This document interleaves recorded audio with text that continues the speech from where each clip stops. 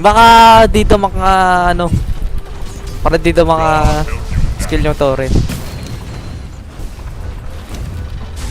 Kanina pa ito nag-a-abandon na.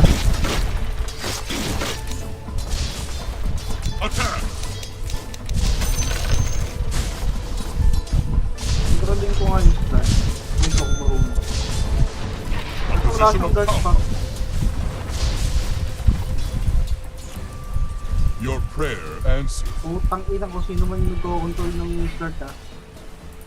Si Ken yata. Tignan mo si Ken na yun, no? Very good. The enemy's top tower has fallen. I could do with more of that. To battle. May ano dito? And Sound advice. Dodo. Double damage. I ordain it.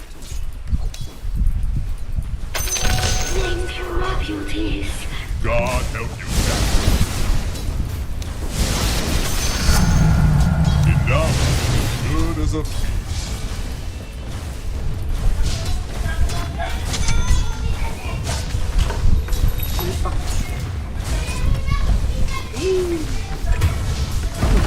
ang nangyari?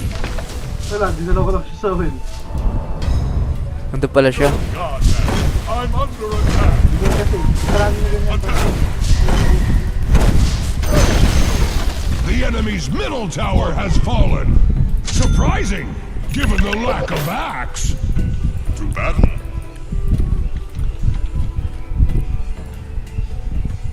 Forward. Hyper chicken pa. Onward. Very good.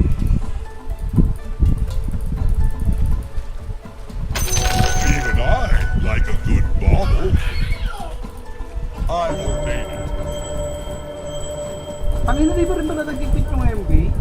Ay, hindi pa. Yes. Parang bobo ah. A position of power. Ganyan ah. Ganyan na ah. Sound advice.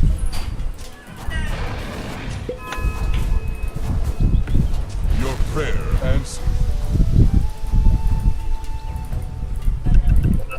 Sound advice.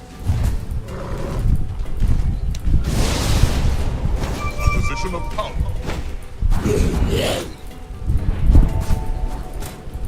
Onward. Radiant's courier has been slain. Itong ina pinatay. Very good. Nandito ah.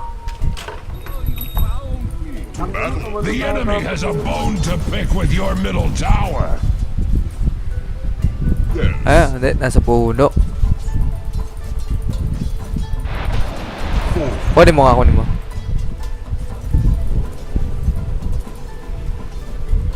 Your prayer answered. Tumasunod ako lang sa puno eh. Sinusunod ko kung yun. I ordain it. Ang ina yan, nag-trap ako gago. To battle. Sabi ako kuita ng tore. Eh puta, ina mo nakita na ako ng tore. Ayan na, ayan na, ayan na. Oh, Uy, yung corner yun oh. Parang I ordain it. Divine invasion. hindi ako ang tip, sayang pera. Hindi na kaya. Position mababawasan ba yung ano? Yung tip. very good. Divine honor. Ako din. Your prayer answered.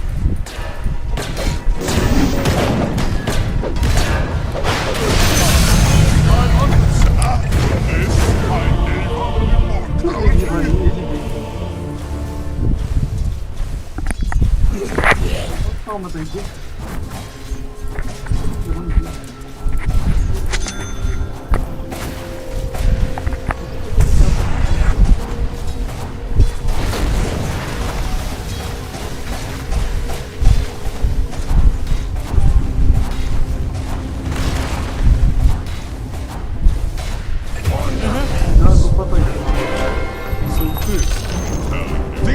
top tower has capitulated to superior force!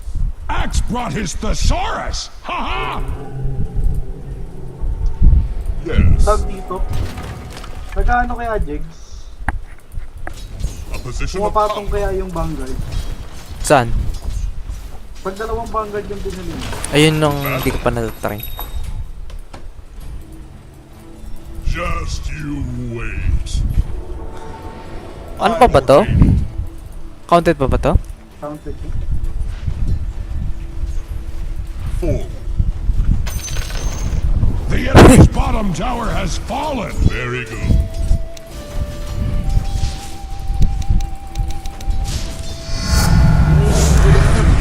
Baka mag-closer. Onward. Sabi niya, putang ina, MVP ako, sobrang lakas ko.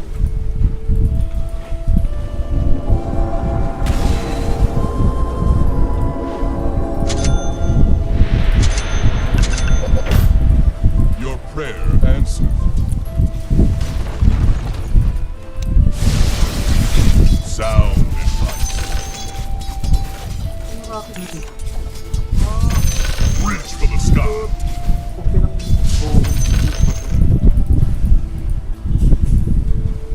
MTV. Forward. Very good. A position of power. Wala na naman. Wala na naman. Mag-lock for me. You had this coming for a long time. To battle. Kaya naman ganun, Jigs. Gusto ko binubuli. Onward.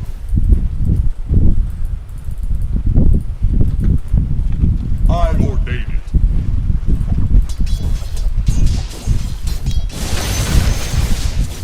You wish you were never small. Your prayer answered. Yan, binenta ko na ito. Sound advice.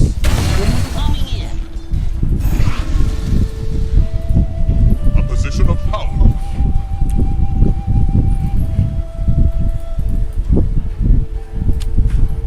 Very good.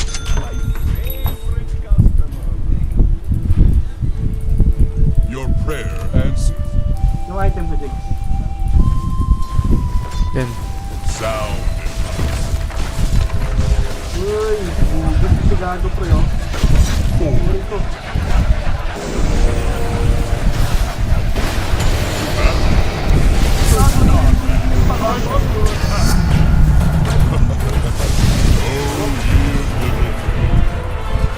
Yeah, Drajik. God,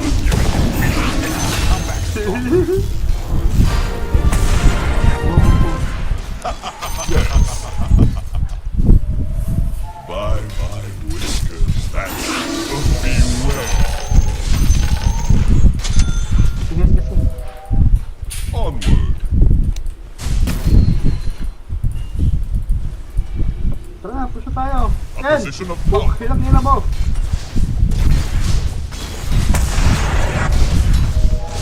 Dito ba yan? Sa top talaga yan. Monkey King. Sound advice.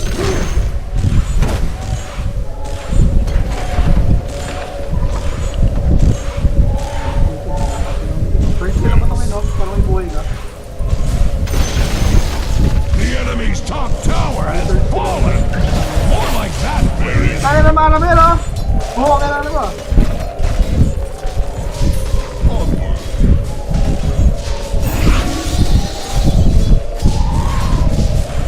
Heaven help you.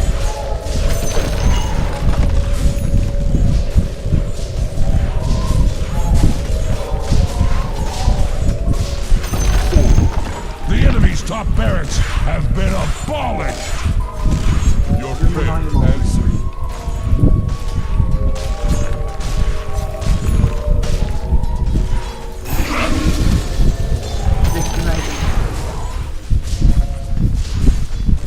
God given you peace. Pumapatong ko yung video eh. Pumapatong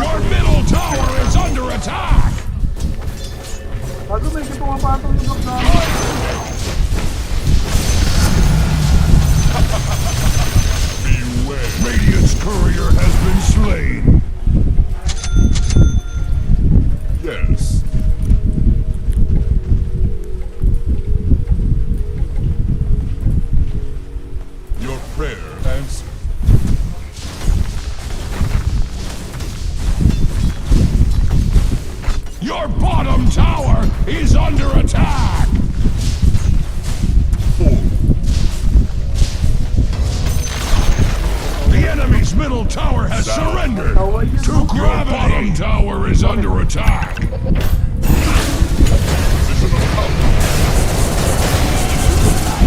Axe is glad that your bottom tower is not Axe's problem. Pangit ka nun? Mapayot ka. Bakit ka na? Axe is glad that your bottom tower is not Axe's problem. Very good. Your bottom tower is under attack. Axe has seen ruins that look better than your bottom tower. A position of power.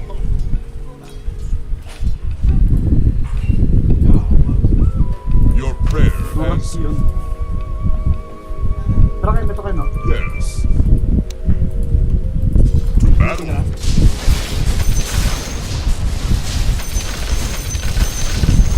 Divine faith. Very good. Sound advice. Kikan! Kikan! Radiant's towers are fortified, Yoko na kayo. just like Yoko na kayo. Axe. I ordain it. By my whiskers, Nagkakaroon, alam ko na.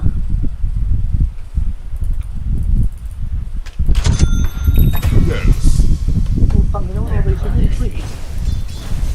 Resident Evil. Onward. Patay. I ordain it.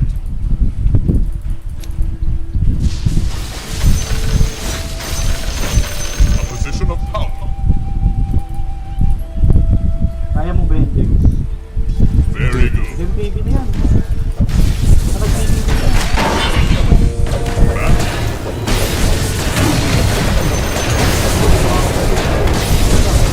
Magkakay ko!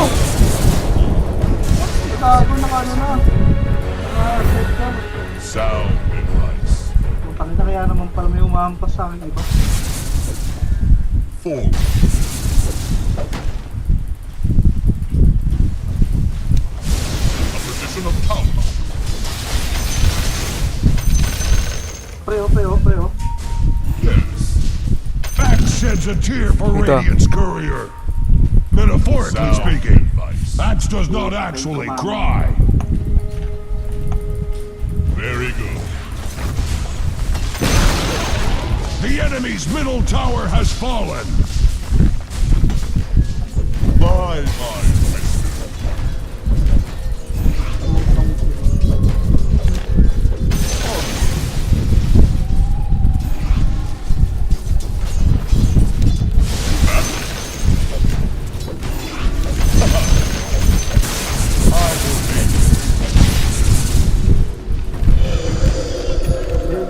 Your prayer answered.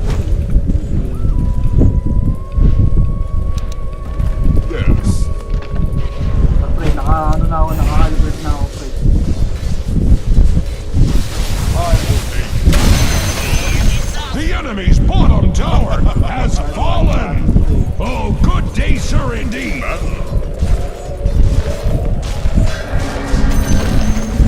The enemy's bottom barracks have fallen. Ito.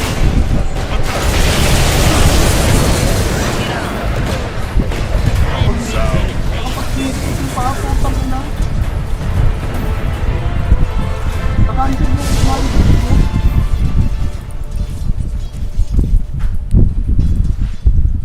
Reverse chicken, pre. Very good.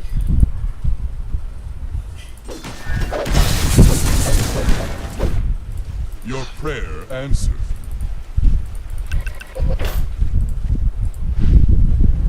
A position of power.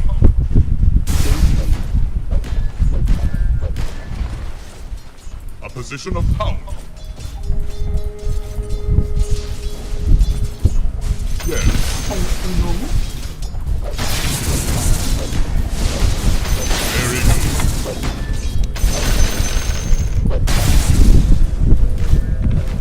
Sound advice.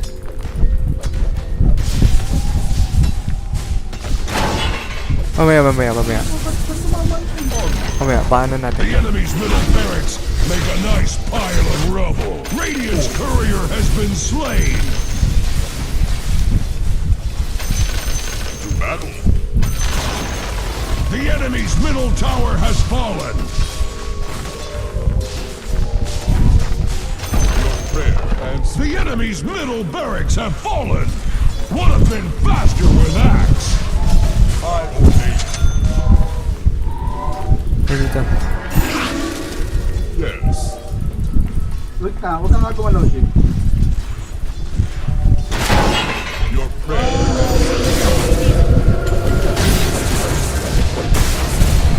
Sound. Kaya mo magana. Pag nawala yun. Gago na. That's good stuff.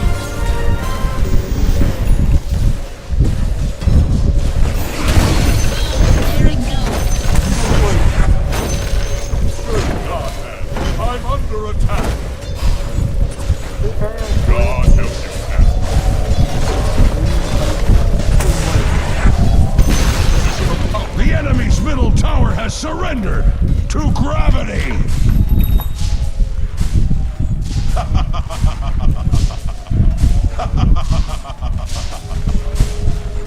I ordain it. Onward. Incoming! Very good. Dire victory.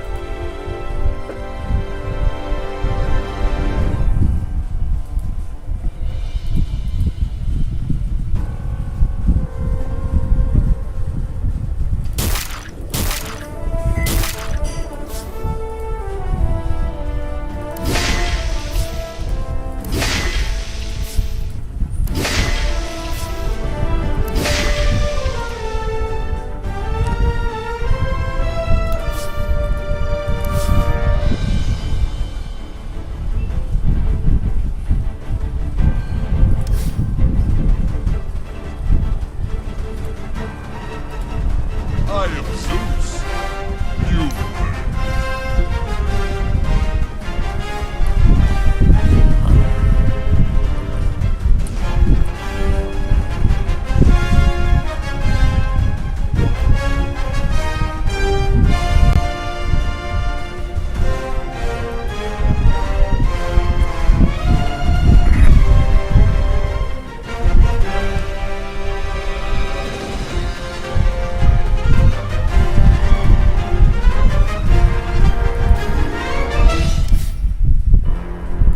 Your god has arrived.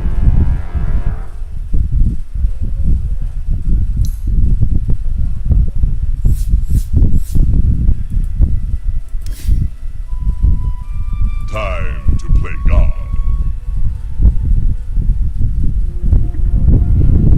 Once again, mag-restart ka na rin.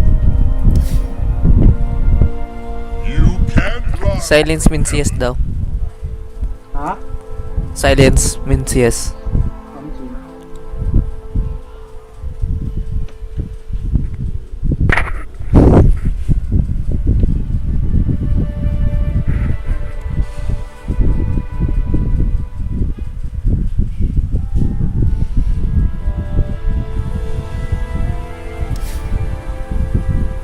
Make your offerings. Zeus is here.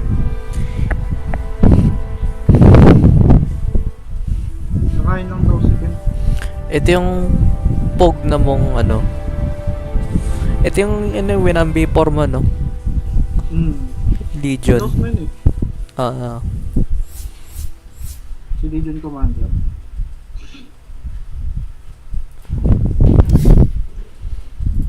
Your prayers are Kaya answered. nagpasakit talaga dyan yung Skyrat, pre. oh. Dumikit kasi siya ng dumikit eh. Hindi, dumikit din yung Ay, dumikit. Tekis. Nag-suicide Hindi siya mismo. na nag-skill. Oo, nag-suicide pa yung Tekis. Hindi nang masakit sa mana tsaka sa buhay. Hindi ba kapalit din dun sa wards? Tulog ka muna pare. Sa chat pa, putang ina, sasabihin, pinataba lang. I descend to walk among mortals. Pare-pareso na silang bobo. Is Hintayin lang natin yung message. Ano lang din ako. By my wisdom, Prepare ng mga lulutuin, mami. wala. Ang tangin mo, inaantap yung ano ko, pre. Yung yung troops mo. Yung monster ko, uy, puto, ito mo, grabe yun, pre. Tangin na. Grabe yun. Talo ko, what the fuck. Ubusin ko lang yung energy ko bago mag-hiwa-hiwa-hiwa. Putang ina, kaya ko to. Ayun lang. Dazzling light.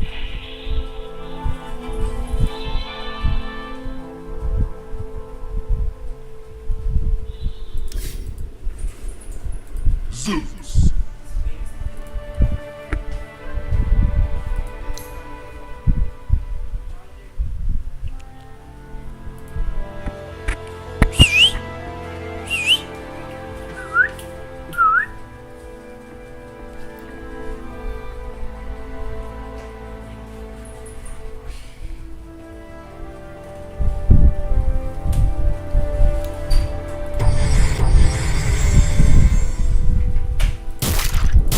Ilong yun ang puto ko lang po yun.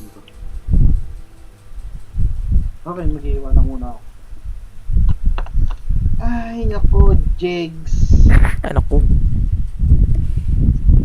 Saka yung magda-date ni Mang Pamil bukas, bro. Wala namang 14 bukas. Ay, 15 na ba bukas, bro? 15 na, pre. Burada na yung walang ganun sa akin. Nakikita. Kanina nga, naka-uniform ako pumasok. Tapos, Wait lang, ayusin ko lang yun. Sa cellphone ako magkakalit, wait lang. Para makwento ko ng maayos.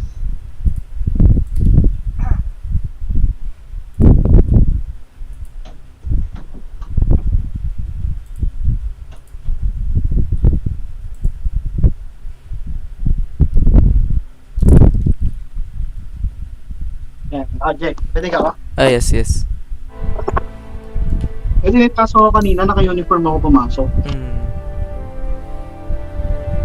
As in yung main na uniform namin. Kasi 3 uniform namin. Tapos, yung mga tropa ko,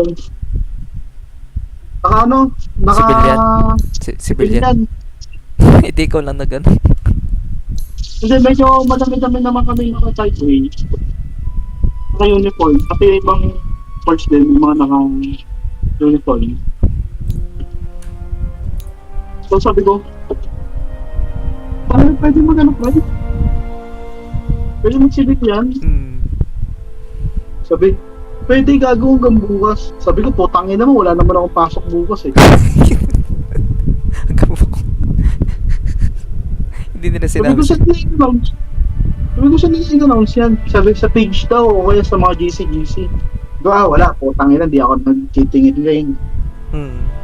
Tapos, yun pala, may color coding yung damit. Ewan ko ako nandito. Wait lang, basahin ko sa GC ha. So check ko ako nandito sa GC.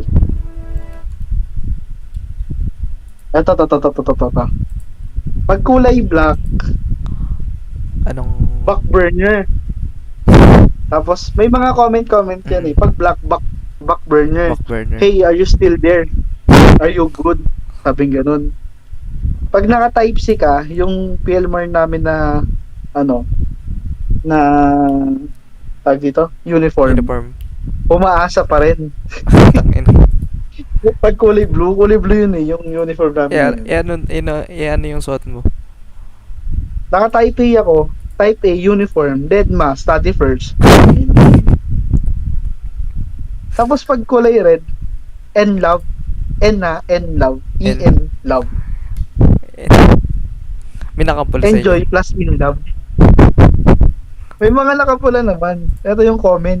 Di pa mawari kung bakit ikaw ang napili. Pinipintig ng aking damdamin, but it's so crazy. Can't believe I can say that I'm yours and and you're mine. Ida. Pag kulay green, no label, enjoyer. Admire lang, admire. Pag ito, may puti. Yearner final boss.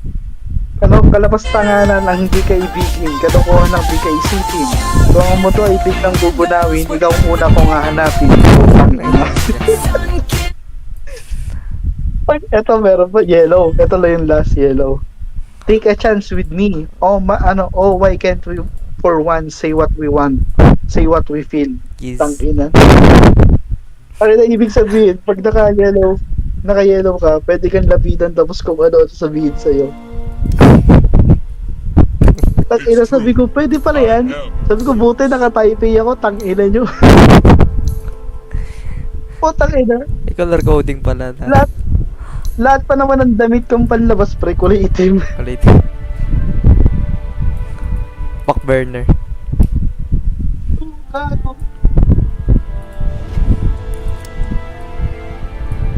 Sabi ko, ano pag lalabas ko dyan? Wala bang pwede ba jacket na lang? Yung jacket ko, medyo naman. Medyo dark blue.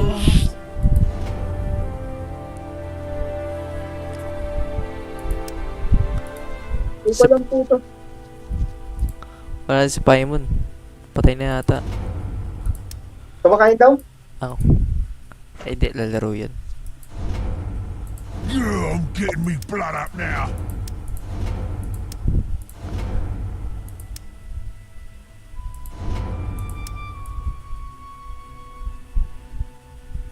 Ako, prepare ko lang tong lulutuin ko kasi hindi na ako nagkakanin. Oh, you want some of this, eh? Mamapak lang ako eh.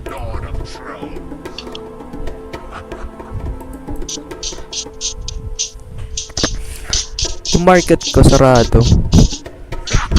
Biling ko sa... Sarado? Hindi yung buksan? Hindi yung yung parang nag-i-error. Yan nga, hindi yung buksan.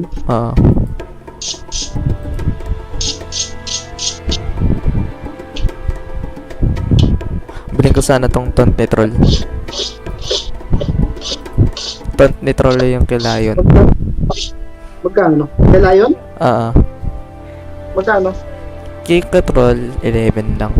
Yung kilayon Ay, putang. Tapos lang pero ko. 83 yung kilayon. Ay, 83? Skip. Taunt. Immortal? Taunt. Yun, ton. Wala. Kagi Wala sasayaw. naman yung Pag nabili kayo, sasayawan ko lang kayo. sayo ko mo putang ina, urat na naman yun. Hindi si Paimon. Tawanan ka lang nun eh. Ang problema siyo, puto mauurat yun. Won't escape.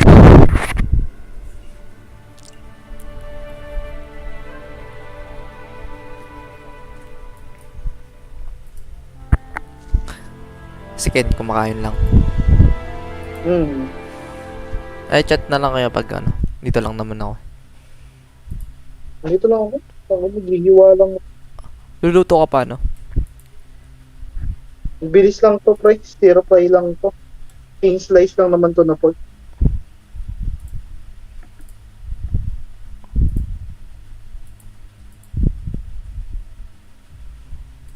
Mamarinate ko lang nung saglit. Mga 1 hour pa naman ito.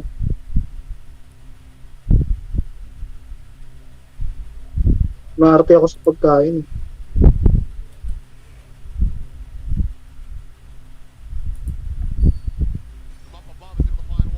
Hindi ko alam kung ba yung kaartehan ko dahil nagtrabaho ko sa kusina o maarte talaga ako sa pagkain. Minsan kapag ikaw madalas nagluluto, yung amoy mismo ng Ano mo pala? pagkain. Tangina ako lagi nagluluto eh. Oo nga, yung amoy mismo ng pagkain, nalalanghap mo na lahat. So, basically, wala ka nang gana kumain. Hmm. Ganun din tito ko eh, kapag, kunyari, luto, langhap mo na yung ano, konti lang siya kumain. Minsan, late na lang ako kumakain. Ganun. Lutuin ko na lang para When it wala comes to para lookalikes, walang masyadong everyone's problema. May laban yung Blast ngayon.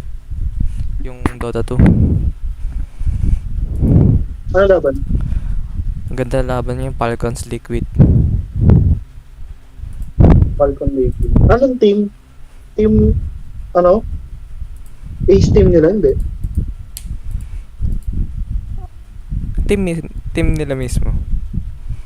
Hmm. Kala ko yung panlaban lang nila sa mga Hindi. mababa. Hindi. Ano, sila mismo yun.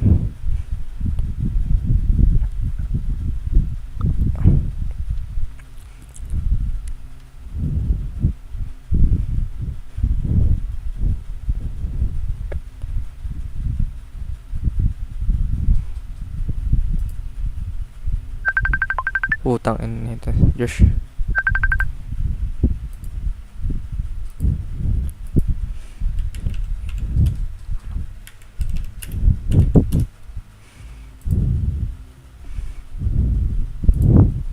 Ito tawag.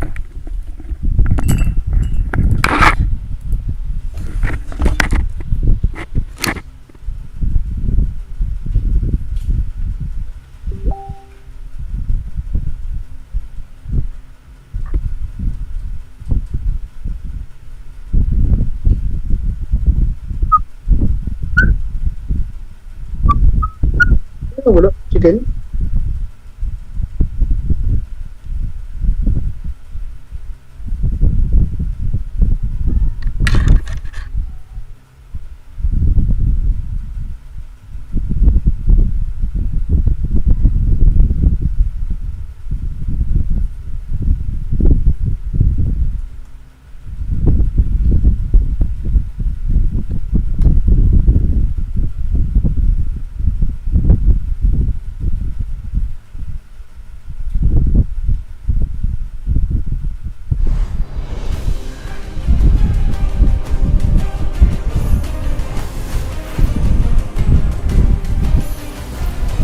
Okay, so welcome to Slam 6 here in Malta. Teams are now inside. Can any of them dethrone Tundra? Are they going to get away with the 5th trophy? Whoa. Blast have this wrong. I mean, Tundra, the script, it's just the blast buff isn't there anymore. And I mean, now, Mal script and XG script and like, what are we supposed to? All of these orgs we've planned for, just they're not here in Malta. They're eliminated, and I don't know what we're supposed to do anymore because OG and Navi in the semi-finals. What year is this? Honestly, 2016. Does bring me joy though that we have the return of legacy orgs, new players, new rivalries, and even better than that, a new winner for Blast Slam.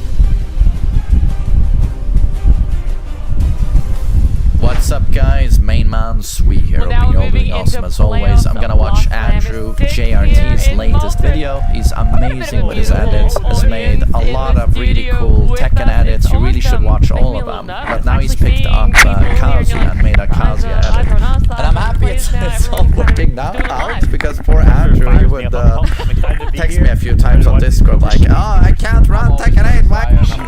Oh, okay. I mean, normally we're looking like at a live, but like they're Stuttering in OBS all the time. It feels like They're all staring at it's you right actual now. public speaking, which is not that in fun. So, yep, we might just shit the bed. Anyway, back to you, Nat. All right. Okay. Well, look, it's a very beautiful and loving audience that's here right now. It's been a couple of days since we've seen a lot of you guys for it to be a little thing. So for that, we're going to give you a little bit of a recap of all the highlights and moments that got our top 6 here at Blast. The script flipped. History got shaken. The favorites slowed down.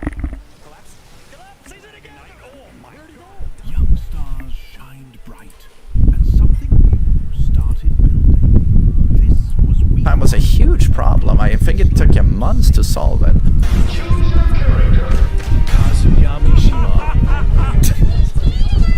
No!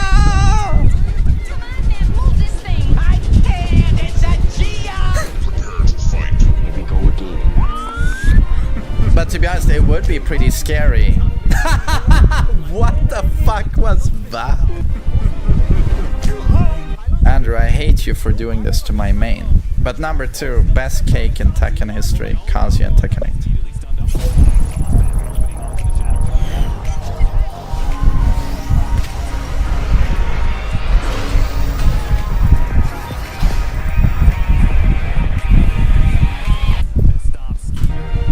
I love you, and I miss you.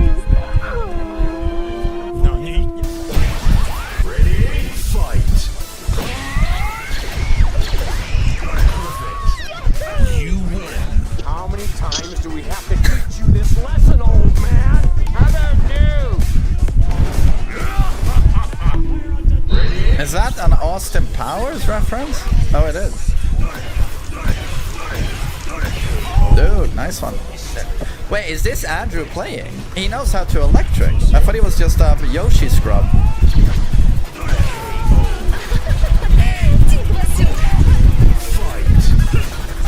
Yeah, but I'm surprised he can electric.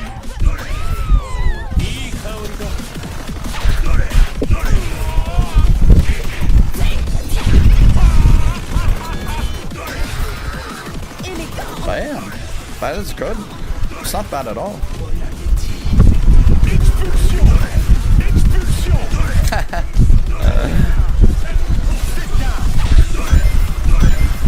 Wow, he has a strong electric, strong step electric. At all. Bam. That is good. It's not bad at all.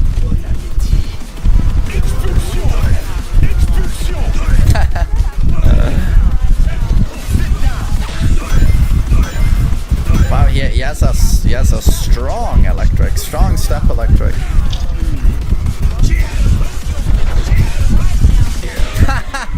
Poor kitty, no. Demon Godfist on a poor kitty cat.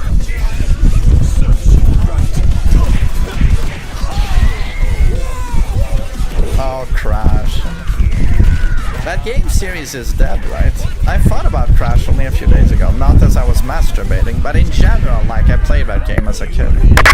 Lots of good memories.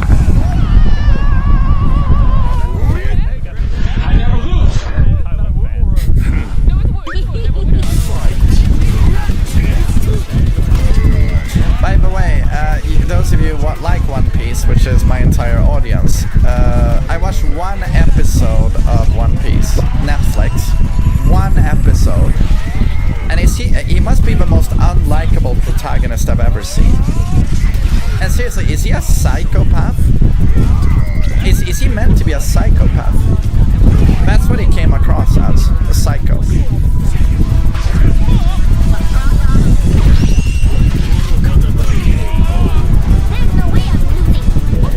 Fuck you. Terminator 1. Fuck you. No! Oh, that's so good. No problemo.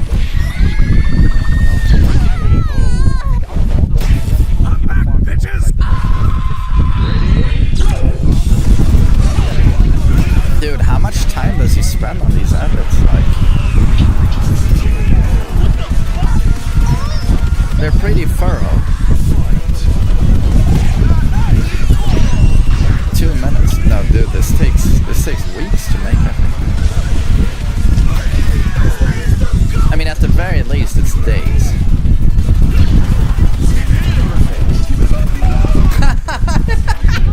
How do you get laser while teabagging? That skill issue.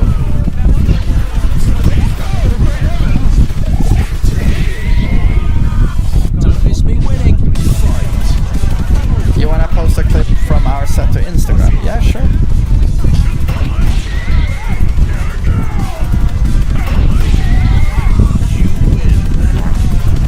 No, he doesn't fucking fart there! He accesses his devil power! We make fun of other characters, not Kazuya, okay?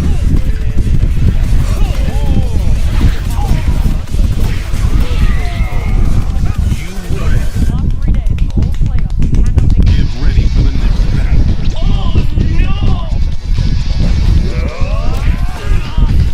Kazuya! Fight!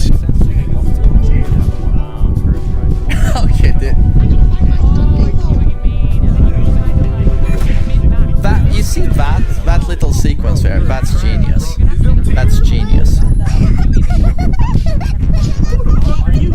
Ready? Fight!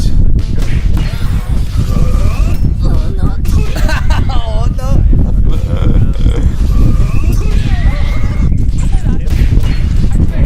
Is this for real in Fujin ranks? People just look at you when you spin around like that? I mean, I guess so. Fight!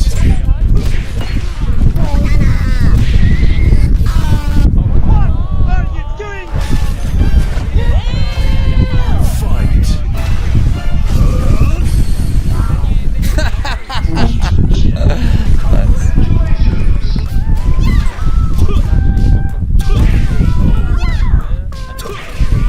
Oh shit.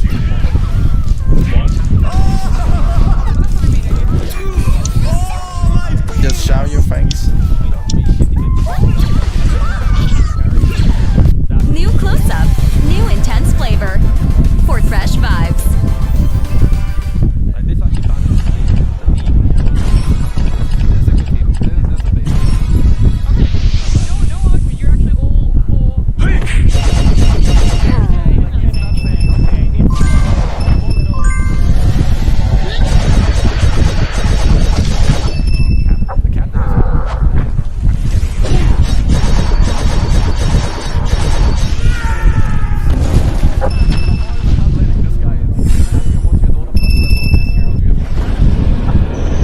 Play for free now.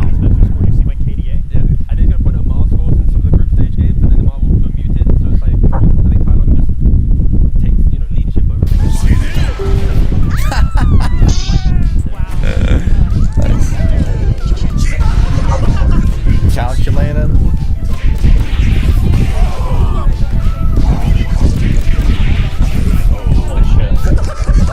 Come on, do it.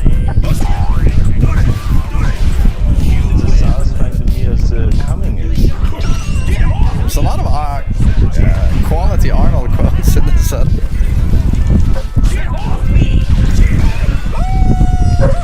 How is that even fair? You're just back to the bench. There's no skill to that.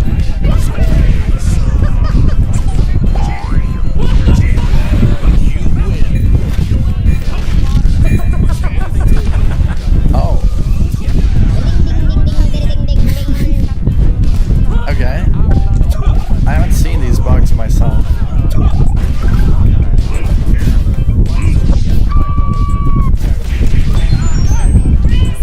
What was Bowser doing to Donkey Kong? Dude, my eyes sometimes watching this. Alright, check this. Dude, has he included porn in this? Is Andrew a fucking undercover Lakari? Dude, I don't want to see Andrew's notepad. Think Bessie. Okay, that was good.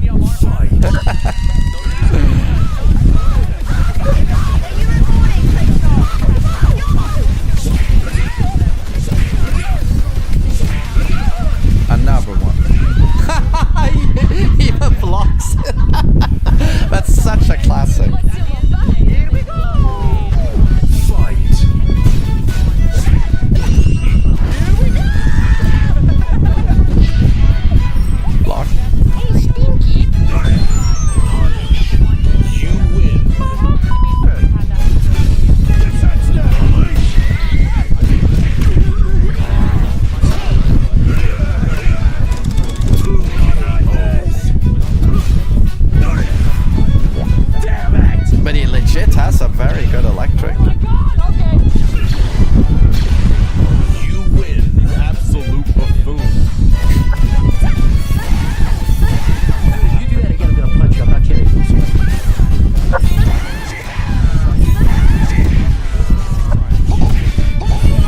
You think it should be easy to punish a Rage Shard because it's -18. Punish it with an electric. It's still difficult because Rage Shards all have an individual block stun. And it's a very awkward block stun, so it's harder than you think actually to electric Rage Shards. It's harder than it looks from just reading -18. Yeah, nice. Excuse me, sir? Nice one.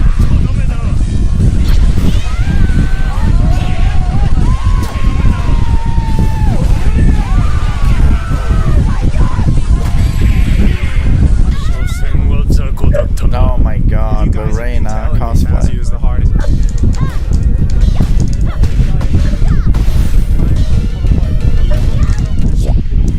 Oh my god, it's the trashiest gameplay I've ever seen. Just here, I mean, this is what, -12. Just rage on. Holding back for 5 minutes and the second I press, they use the rage art. I know it's a skill, I know it's a timing thing, but I freaking suck with them. The thing about Kaz is like, you're trying to figure out when they're gonna press, but like it's so random.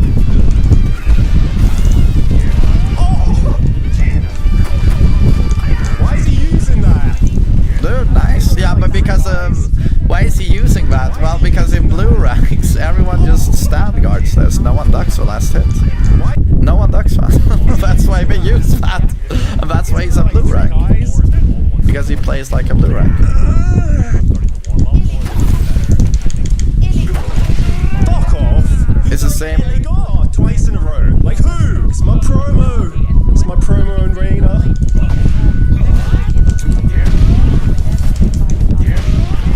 I'm getting this promo. I'm getting this promo, dude. I don't give a shit. Yeah, this dude ain't a minute. But where? I'm sorry, but where? I know he doesn't pay these guys, right? But where does Andrew find these people that just tech and then just keep guarding? I'm getting this promo. Look at the amount of blocking on this Jin. This Kishin Jin. Where are the hop kicks? Samsaras, 24/7 power crush, spam. Like this is an astonishing amount of restraint from a fucking blue rank. I'm getting this promo, dude. I don't give a shit. Just constantly respecting his mix. Not pressing a single button. I'm just like, where do you find these people? Where do you find these people, man? Blue rank's always hop kick, power crush, panic button, like mash. Okay, that looks, except for the tits, okay? This looks fucked up. But Andrew, amazing video as always, and happy you made the game work. And I really hope you like Kazuya. But it looked very, I mean, leverless aside, Mr. Enhanced, it was very impressive. Very nice steps, nice timing, nice sense of mix-up. Hope you keep going, man. And I hope you keep going with the edits. They're the fucking best, dude. But yeah, I hope you enjoyed my reaction, everyone, and take care. Bye-bye. New Vicks Vapor Drops Extra Strong.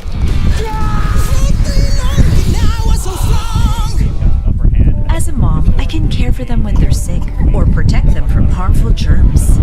I choose Safeguard, new upgraded formula with complete 10 germ protection. Unlike another antibac soap, it protects against 10 types of harmful germs.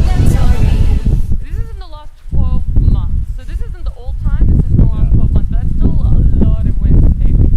Yeah, and I think while this tells a pretty damning story, I think it's not only in that direction because Amar in his interview said he was kind of scared of Liquid, and I think you could also feel like Liquid, for whatever reason, has actually thought it's kryptonite in some ways. In recent history, you can hear it sort of word on the street, and so I think while these stats tell a certain story, the trajectory of this tournament, I think, makes it not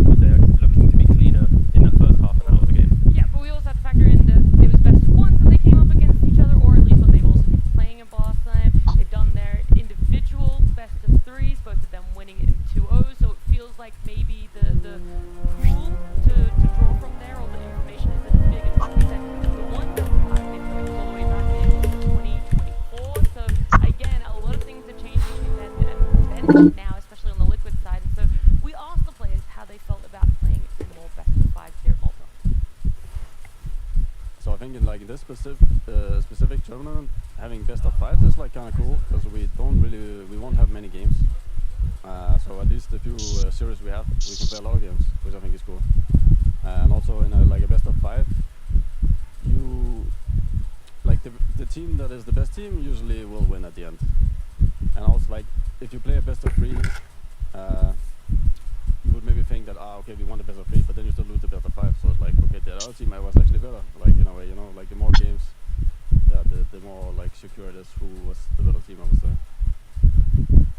Yeah, I think the change for best of 5 in all the games is good, specifically because there's no lower bracket. I think most tournaments in Dota have, most tournaments should have lower brackets, just a standard in Dota. So I think with Blast having this format, it just makes sense to have, like, expand the best of 3 into a best of 5. So it makes it so that all the teams that come here to Malta, like, it's kind of like a reward, like you get to go and you know you're going to play best of 5 no matter what.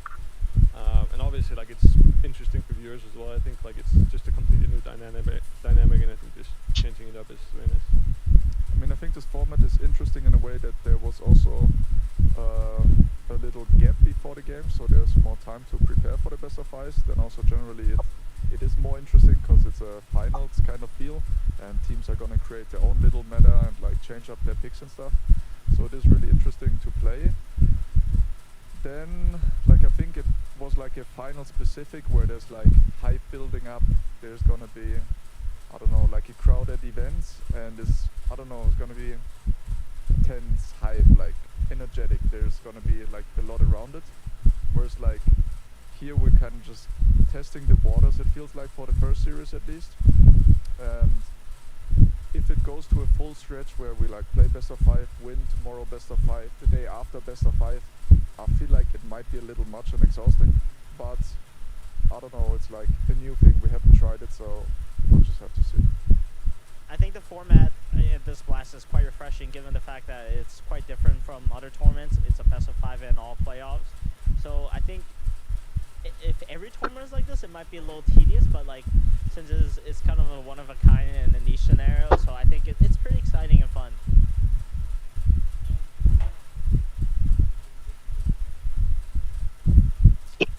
I'm expecting Liquid to not change too much from how they played in group stage. They probably still prioritize the similar heroes and similar playstyle, and I think we will just have to see if the strategies we prepare today will be better than theirs. I feel like the sentiment was pretty similar across all the players, just how unique a best of 5 before grand finals is, and of course how the meta is going to develop within itself, coming up against each other in what could be 5 games. So I guess the change is, instead of a best of 3 where you might play 3 games, you're guaranteed at least 3 games in Malta. That's right. That's 50% as much. That's Stats what don't I'm lie. saying. Stats don't lie, as a wise man once said. That is true. No excuses though. Like if you come here and then you lose, like you had a whole best of 5 to progress in the tournament. Well, like, you can say I wish it was a best of 7. Yeah, exactly. Then we keep going. Oh no, further don't and get further. us started on this one. We got a best of 15. Sorry. Slam 7. No, I'm joking. No. That's it. We just increase it for every every game be all 7. But it's more like game 1 of a best of 5 is like your testing ground. That's where you truly can go, maybe we push the limits, do we give them a hero that we've never given them? Like you have this safety line. In best of 3s, in the back of your mind, coaches, you don't do it as much. So it's like, I'm really hoping we get to see the true depth of these teams in a true best of 5. Don't hold anything back. Yeah, I'm also hoping that maybe one of the changes we could see from either side is the pacing that comes out, because so often when it feels like you're in this single elimination in a best of 3, you don't really have that luxury of losing a first game compared to a best of 5, and so you play a bit slower, you play a bit more reserved, it feels like everything has to be methodical. Now though, you have more chances, Kessie. Maybe you can play hard and fast. No, absolutely. And the thing is also, like, between these two teams, like Falcons, generally speaking, like, I see them as like a super damn good team. And especially, they make this first move a lot, like where they go through the gate and take the enemy tower with Skeeter going through there. But I feel like that's a move that they haven't really done as much in this tournament. And you can see it on the stats too. Like the percentage where they take the first tower is quite low with 33%. If you look at Liquid, they take the first tower in the majority of their games, and they take it way faster, in even under 12 minutes. Like if you look at Mickey, he will be very active when it comes to that, and like going through the gate and making this type of stuff happen.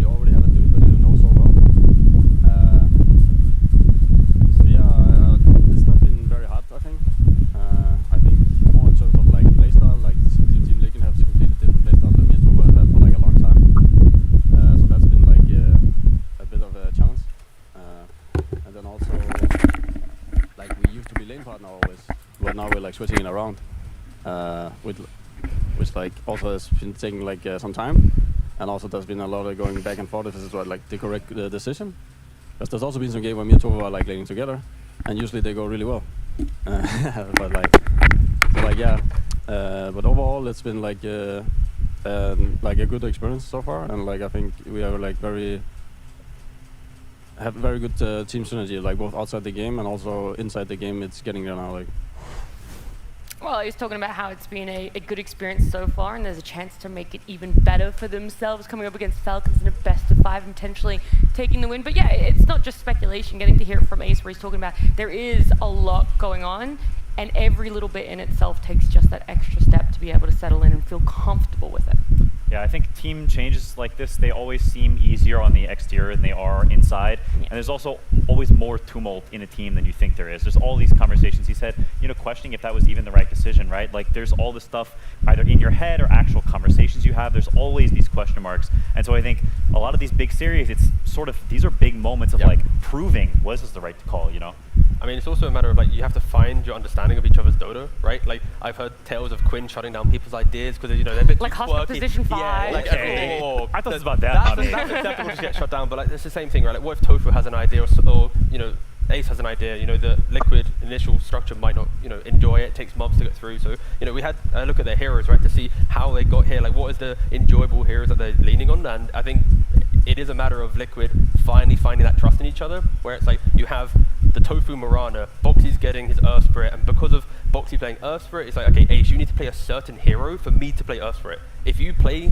really like greedy offlaners and like heroes that need me, I can't really play this hero as much, right? So it's about finding the balance between the two players. Once you hit that rhythm, you'll find this hero pool that is all aggressive compared to Falcons, which is, as you saw there, it was like clunky, the aura, the save each other. So I think it is really fun seeing Liquid moving this trajectory, but they are two very different teams in regards to like the styles of their drafts. I am surprised at how many times Falcons got their hands on the Chen. I mean, Snake King every time shows up with that hero, so the fact that we're even adding it to the list, that people are still letting it go through there. Yeah, I mean, this guy on this hero, he's honestly, he's quite the beast. And I think when you talked about this hero, and especially like a BO5, you have to talk a little bit about like the pick order as well, like of the teams, because I think it's not something that has been talked about like too much. But when you like look at these two teams and generally speaking how they play, I think it matters a lot. And if you look at Falcons, from first pick, they haven't won a single game in this tournament. On second pick, they've won 8 out of 11 games, and they're currently on a 5-game win streak. So I want to also show like, what do they actually do on second pick that it works so well? And what I want to show, and this is something that Quinn also mentioned in the drafts when we had those live on the day, is if you look at their first stage bans, they're already taking out the quap there, because when you're second pick, you only have one singular ban in the second stage. So they're always like already protecting for the future with a first phase ban of the quap. And they always find really nice bans that then later are both good for their first pick, which in the upper draft would be the Mars and the Primal Beast, by taking out the Kez and the quap. So I think this team, like pick order in this series and being aware of their little strategies and how they draft is super important for Team Liquid. They're just very structured in that nature, right? Like they know how, like if it's available, they'll take it. So it's like prepping against Falcons, you should know what's coming. It's a matter of like, don't have one bad ban, one bad pick, because the Falcons are like, okay, they've cracked, they haven't done their prep correctly, then we go for it. So again, I think playing against Falcons, it's normally the night before, how well does your prep go in regards to how you're going to be able to play against them. Yeah, and we've given a lot of our thoughts about this best of 5 and everything that could potentially eventuate, but there's 2 more people that we love to hear talk so much. So we're going to have a quick check-in with them. It's Owen and Fog, who we haven't got to talk to for a while. How are you both going? If I can start with Owen first. Yeah, we're doing great. No, doing great. Really looking forward to this one. It's just an absolute treat that it's a best of 5, right? We're getting more best of 5s to commentate on, more best of 5s to enjoy. It's as if we're just getting a multitude of grand finals over the next 3 days, and starting with Liquid and Falcons in a best of 5. Couldn't ask for much more, right, Fogs? Yeah, I mean, absolutely, right? We just came off of the last best of 5 that we casted was literally the repeat, right? The repeat for Game 4 and Game 5 where they drafted the same thing. So, I mean, obviously if we got that would be super hype. But I think overall, I think it's like the teams are saying, like, I think Ace was kind of saying it in like kind of a simple way, but the more games, the more it'll prove about which team is better. So I'm all for it. Awesome. Well, I wish we had more time to talk with you guys, but I know the players are itching to get into the game. So we'll say bye for now, Owen and Fog, but we'll definitely be catching up with you later.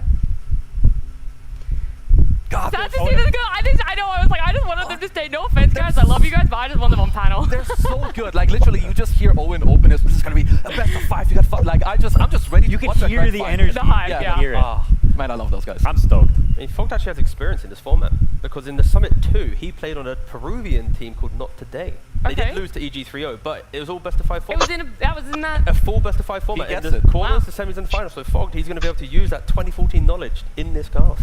No one gets it like Fogged gets it, but I asked you guys earlier on today about your predictions for the whole tournament. I know that was tough for you to come up with one team, but now it's narrowed down. In this best of 5, some bold things to either be said or predicted. I'm Team Horse. Team Horse, you're liquid all the way. That's right. What I said too. You I got it for the were whole liquid tournament. for the whole You're tournament. copying me, L. I said them for the whole tournament, bozo. TET is struggling to say. Falcons have lied to us this entire time, and they're going to slap Liquid 3-0 and put them to the airport tomorrow. We did see straight to the airport. Yep. We did see Mallory and Amal last night just walking around the hotel, and I asked him, I was like, "Can you give us any, insider information, anything about that?" And both of them kind of looked at each other, laughed, and it's like, I don't even know how we're here. They're double downing on that narrative. But my barbershop data. These guys, okay, stop walking That's what I mean. Like the way they said it, they're smirking at each other. They don't even think they should be here. Like, come on, there's got to be a little something in there. There's a hero pick or something that they're going to show us. They're thinking back to some scrim that you like. There's these scrims that happen sometimes where it's some 15-minute long game. You get trashed in lanes into the next dimension, and you just call GG at 15 minutes. And they're thinking back to that game like, oh boy. And so you're just trying to let's manifest this doesn't happen. Yeah, like those guys, I will just like the most serious thing I would just add is he is a character. Like in the game, out of the game. Like when you talk to this guy, you can believe him like 1 out of 10 times what he says. Because also that low? Literally that low. I swear. Like unless you talk to me like in really chill environment, like one-on-one about something non-Dota, I think this guy he's perma-capping. So I can't believe him when he said that I was his favorite talent. Yeah, that's a cap. Straight cap. What? That's insane. You might need more than just a grain of salt, like a whole. The whole box. The entire salt mine. Look, it's been a lot to talk about when it comes to this best of 5. You guys have you guys have put forth who you are having faith in when it comes to a best of 5. But there's a lot that can go on, different small meta changes, how we're going to see first phase bans potentially change up, but that's all in the distant future, because for our right here and right now, it's a game 1 draft between Liquid and Falcons. Simon.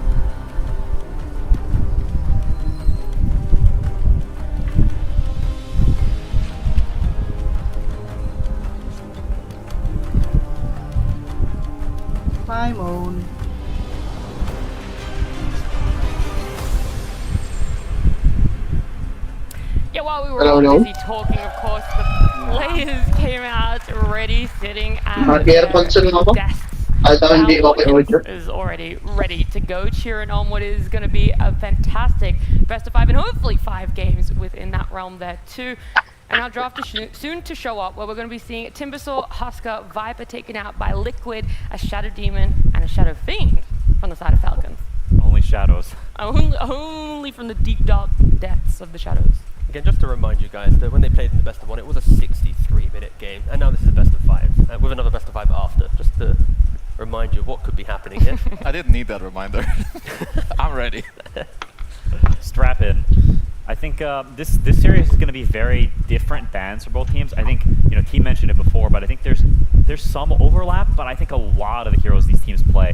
You look at these first phase bans from Falcons. What the heck is this, right? Like Falcons don't play any of these heroes, and similarly from Liquid, they kind of play these heroes, but not really. And so I think a lot of the bans will be we're only banning your heroes. There's very little overlap in these bans. Yeah, the main thing is the Razor gets let through the pool, and I feel like Falcons, they're kind of inviting Liquid, like please try and take the Razor. We have this, a draft line prepped for it. Of course, that is the beauty of the draft. Is a little bit easier. Like you always go, if they pick this hero, we go for this. If they pick that, they should. One game tayo.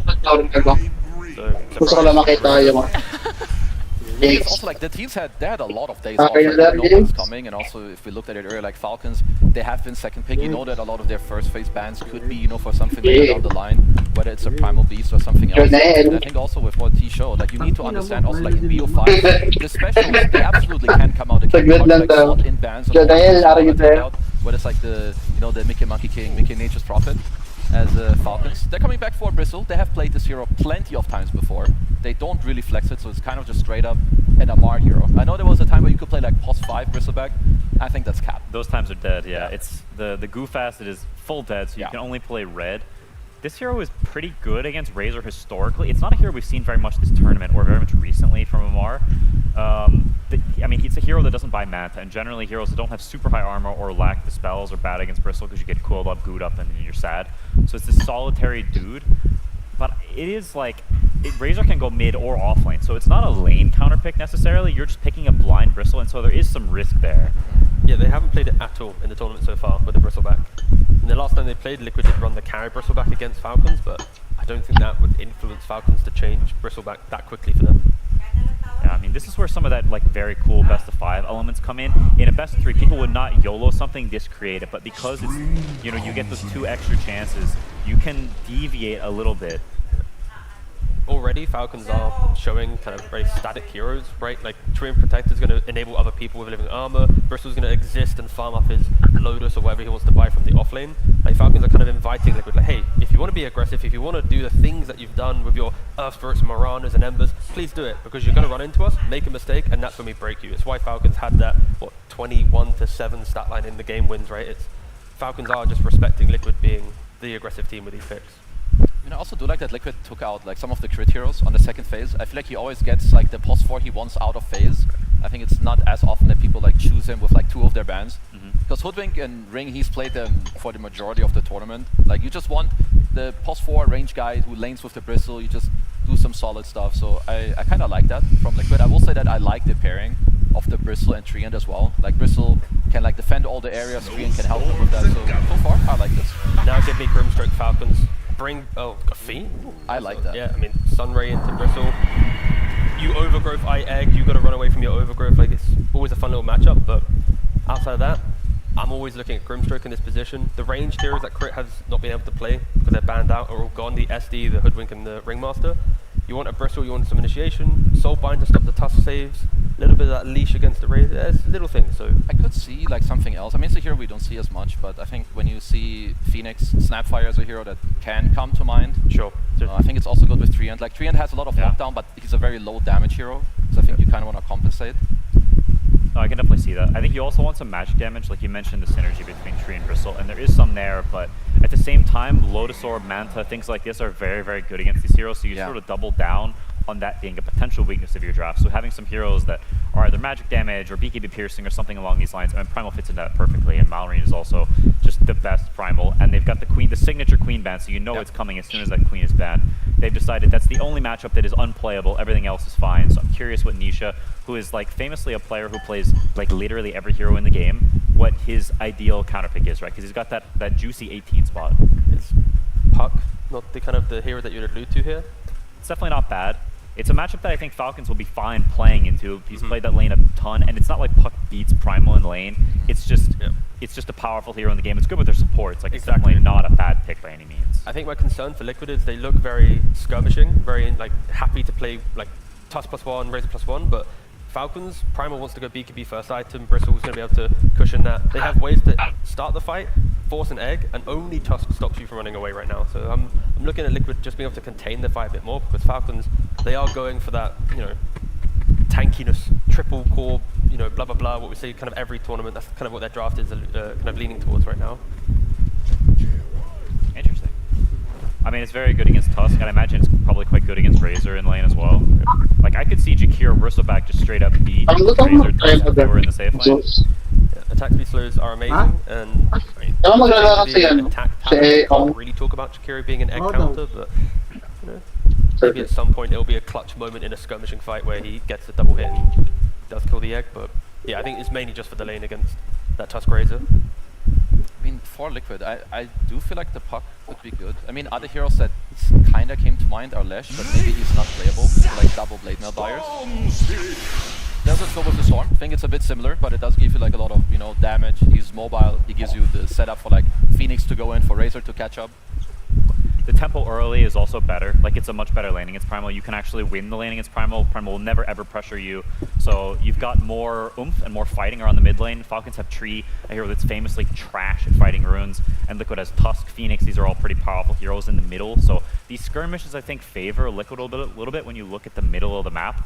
And so with the Storm pick, there is some pressure there that Falcons will have to deal with or make moves elsewhere. Like, there is threat there. I am slightly worried for Liquid, where if Falcons do get to make their stacks, farm them with the Bristle or the Primal, now a support gets like an earlier Glimmer Cape. You know, you're getting the Glimmer versus the Storm. We already mentioned the lack of kind of big containment. I just feel like Falcons are very content in this game. They're seeing Liquid here, it's like, okay, just contest active runes, dodge them, get to our timings, and then Falcons will be very happy. So it's really on Liquid to continue trying to break that. Don't let them just sit back and farm. And with a Underlord ban as well, that would have been just a very toxic lineup. A Bristle carry, Underlord offlane, just shove wave exist. I mean, what do you guys think about the heroes also? Because from what I know, Boxy is not really a Phoenix player. So do you guys think they're just going Tusk, Razor 3-4? They'll pick a new carry for Mickey to lane with the Phoenix, or do you guys prefer to have the Razor as a 1? Could just be a lane swap, right? Where the heroes are on the correct roles, but the players just play different lane. I mean, you could, but then I'm still just wondering like what they want out of their last pick. To me, this Underlord ban says that they're picking a new carry. Yeah, because I think if they have to pick out the phase, right? So if they're picking offlane, they would not be banning Underlord. It's like Ace's favorite hero, and the hero's insanely good. So to me, that Underlord ban says that they're picking a carry, and Falcons agrees, right? They ban the Luna. It's funny because Topo doesn't really like Phoenix either historically as a hero that he just never really wanted to play. It's obviously worse on 4 and better on 5, the way the lane works, being able to run people down. But it is funny to me that they pick it because it's a hero that, Tofu not a big fan of. Traditionally, you kind of would prefer to have melee carries with Phoenix, for sure. I think for the game itself, I mean, one hero about just because maybe also plays a lot as TA, but maybe it's also not super easy if this hero does end up being the 4.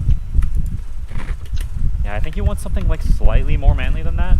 Like, I think you want a Manta Buyer naturally, ideally, or some hero that can get in there like a little bit. Because if you have another dude who's very cowardly, then you've got Razor and say some another ranged hero. You've got Storm too. It can be a little weird having this like triple range core and only Tusk is the fights. Like Storm can sort of start fights, but it's not the same way that a Mars does. It's a very different jump. So that's when you always go back towards like Monkey King being that kind of middle ground, right? Even if they're banning Underlord, it's like sure the lane Monkey's gonna be okay, but like in the game it's just too much to handle. So it's like maybe looking towards that ban. It gives you the stun, the map play. He's been buying Deso first item to join his team, then he goes back for a Manta or BKB after. It's a way to accelerate the damage of Storm Razor through the Tusk. I don't think I really want to see Nature's Prophet here for Liquid, just because of Tree doesn't care, Primal doesn't care, Bristle kinda doesn't care.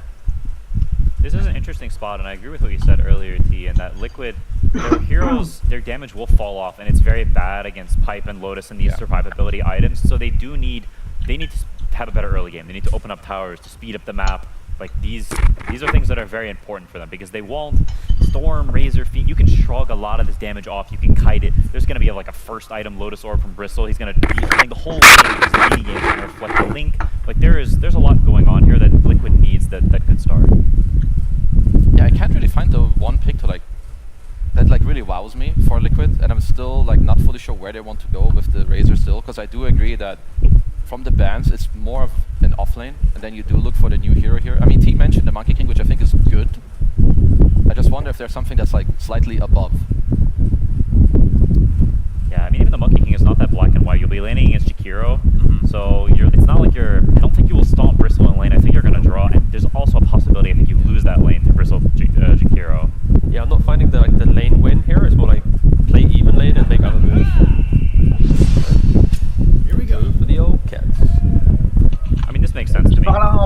You'll need a Silver Edge at some point. Like, Kets is kind of a chasing hero, so there's Bristleback is probably a double-edged sword. But at the same time, Kets is mega high armor, so, and you also really like Wand to your spells, so I think you're probably very happy in this lane. Natural Manta Buyer. You've got there's some things that are really One problem though is like he is trying to stack up his buff, and then Bristle's going to buy Lotus to dispel it. Yeah, so there's going to be this world where when he locks onto a support or assuming it is Bristle in the offense wants to buy Lotus, it's not suddenly Bristle and the carry going for completely different items. Yeah, with that ability to be more aggressive through their carry. Yeah, I will say that generally, when I look at Liquid's draft and other games, I think they have better lockdown. Like, I think right now it's not super easy for them to lock the fight in a place where they want, right? Like, Razor doesn't want to overchase. You kind of want to fight around the X, so rely a lot on, like, your Storm and, like, Tusk to have a, like... Nag-i-try ako sa yung player mode eh. Falcons are giga good at team fighting. Madness use. If they get to space you. Okay. And then you go for the Wind Ranger, right? So Kaya-try ko yung Madness. trying to kind of 1v1 you press Wind Ranger, Naka-turn. detection, you can just threaten Kez throughout all of the earlier fights. I think one thing that we have noted for Liquid is Ace, if he is to get a good Madness kanino? auras in play, Madness kay focus up Zeus. the initiation of Malrine or Naka-turn ako kay Zeus. Tree or anyone else, it will give freedom for Nisha and Kato Ano yung dati? to enter the fight. Dati may maraminig ng Madness kay Zeus. I think there's kind of this race to the auras, right? Can Ace get them quick enough to buy time for Liquid to then shine in these earlier fights? Yeah, I mean, talking about Ace, I think there's a pretty big skill check in his lane, in that I think it's a pretty hard lane. Tree, Wind Ranger, it sounds quite favored for them against Razor Tusk, so I think how well will their lane go? I think they need to survive to some extent, because if your lane goes poorly, suddenly Wind Ranger is gating on you, and Primal is ganking you, losing double Wisdom Rune. I think they really need to hold strong in this lane and not bleed, and give time for Nisha to abuse that middle of the map pressure and actually snowball the game a little. Yeah, to me it's a lot about like this early game actually, and I mean it's for both teams, like who can go through the gate, how well do you do in your lanes. For Liquid, I would like Boxy to try and look if he can eventually look to play like into the safe lane or even on Nisha's lane, because I feel like if the game is kind of chill and stable, I slightly prefer like the Falcons draft going through this game. Of course, whenever you have like Nisha versus Malrine, it's all about the active runes, right? Like if you're giving the correct rune to Malrine, he's going to poke his head with a haste rune and get a kill. If you're giving amp damage or a regen to a Storm, he's now farming up that Witchblade a lot quicker. So yeah, you are looking towards, I think, Boxy, and then it's a bit weirder, I think, for Falcons to make those rotations. Like a Tree and Jakiro aren't the best at just running towards mid lane. They can with like Invis setup and all this stuff, but yeah, they just got to be proactive, got to be mindful, and just don't allow Nisha to do what he normally does on Storm. Well, it feels like both teams want a little bit of stability, a little bit of chillness coming out in their gameplay, because that's what their drafts want. But Quinn, you said Tofu, not normally a Phoenix player, doesn't normally lean that way. Do you think that adds a little bit of doubt into the Liquid lineup too? You're like, I've got full faith in my boy making this position 5 transition. Yeah, he's drafting. He's the one who clicked it. It's not somebody else who's like, I want to play the bird. It's someone else telling him, you play the bird. It's like, nah, I am the bird man. He is the bird man. Well, look, it is a game 1 in a best of 5, so whether there's shenanigans or not, there is going to be a lot of fun that us viewers get to have here as we get on into it. Game 1 between Falcons and Liquid.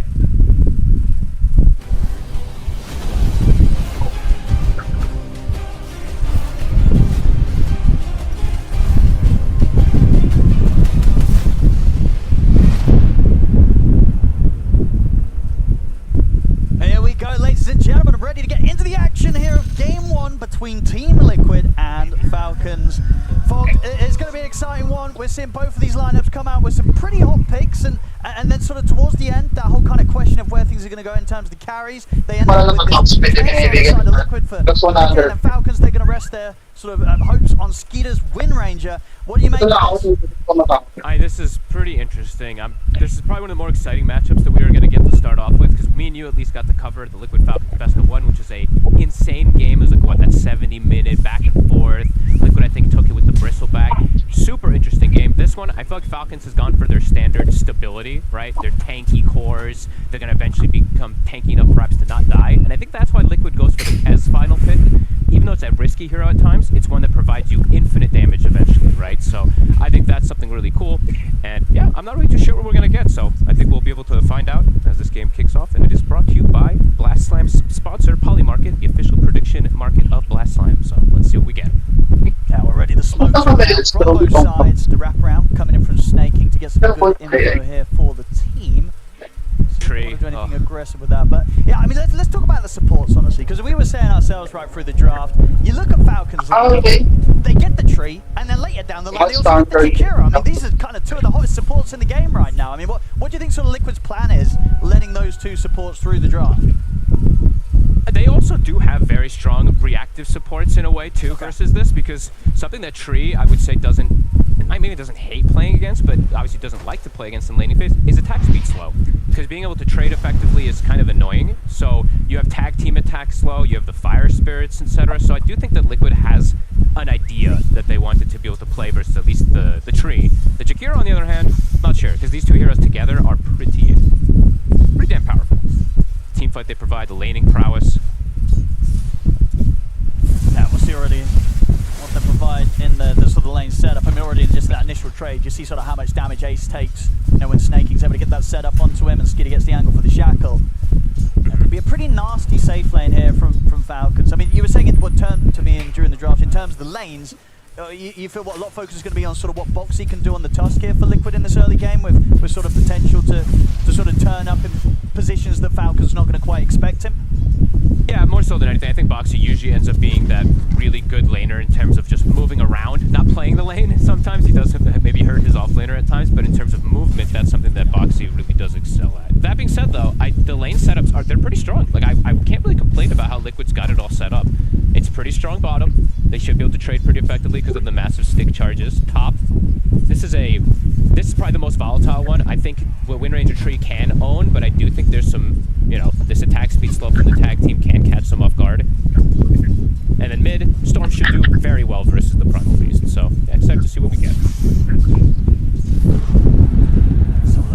So the movement in the mid, 9 and 5 against that 4 and 0. I'm actually quite happy to get to see Primal Beast again. I forget who I was talking to this morning. I think it was Kezu or T, and I was like, I honestly just want to see more of this hero. There's a lot of specialty players just to play it right now.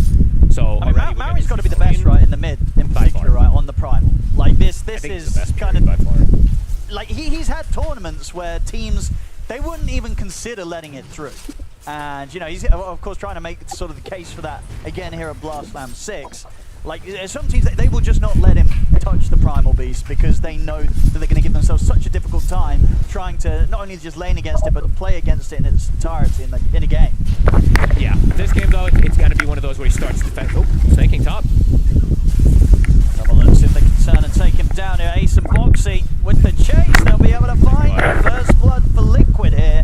As Snaking gets caught out a little too far up the lane. Liquid, they choose the perfect time to strike back. Just got to be a bit more careful on that. Because that is a lane indeed in which I don't know if you'd necessarily expect to see the sort of safe lane duo of Falcons to start losing lives. So Liquid finding a good chance to find a kill up there. Hey, Boxy's playing the lane perfectly right now, at least in terms of blocking camps and then also cutting trees. So he actually got the lane in a good position for Ace, and then there's no trees on the side, so Snake just stepped up way too far under the tower there. Yeah, talking about the Primal though, right? Look at this mid lane. It's 26 hero.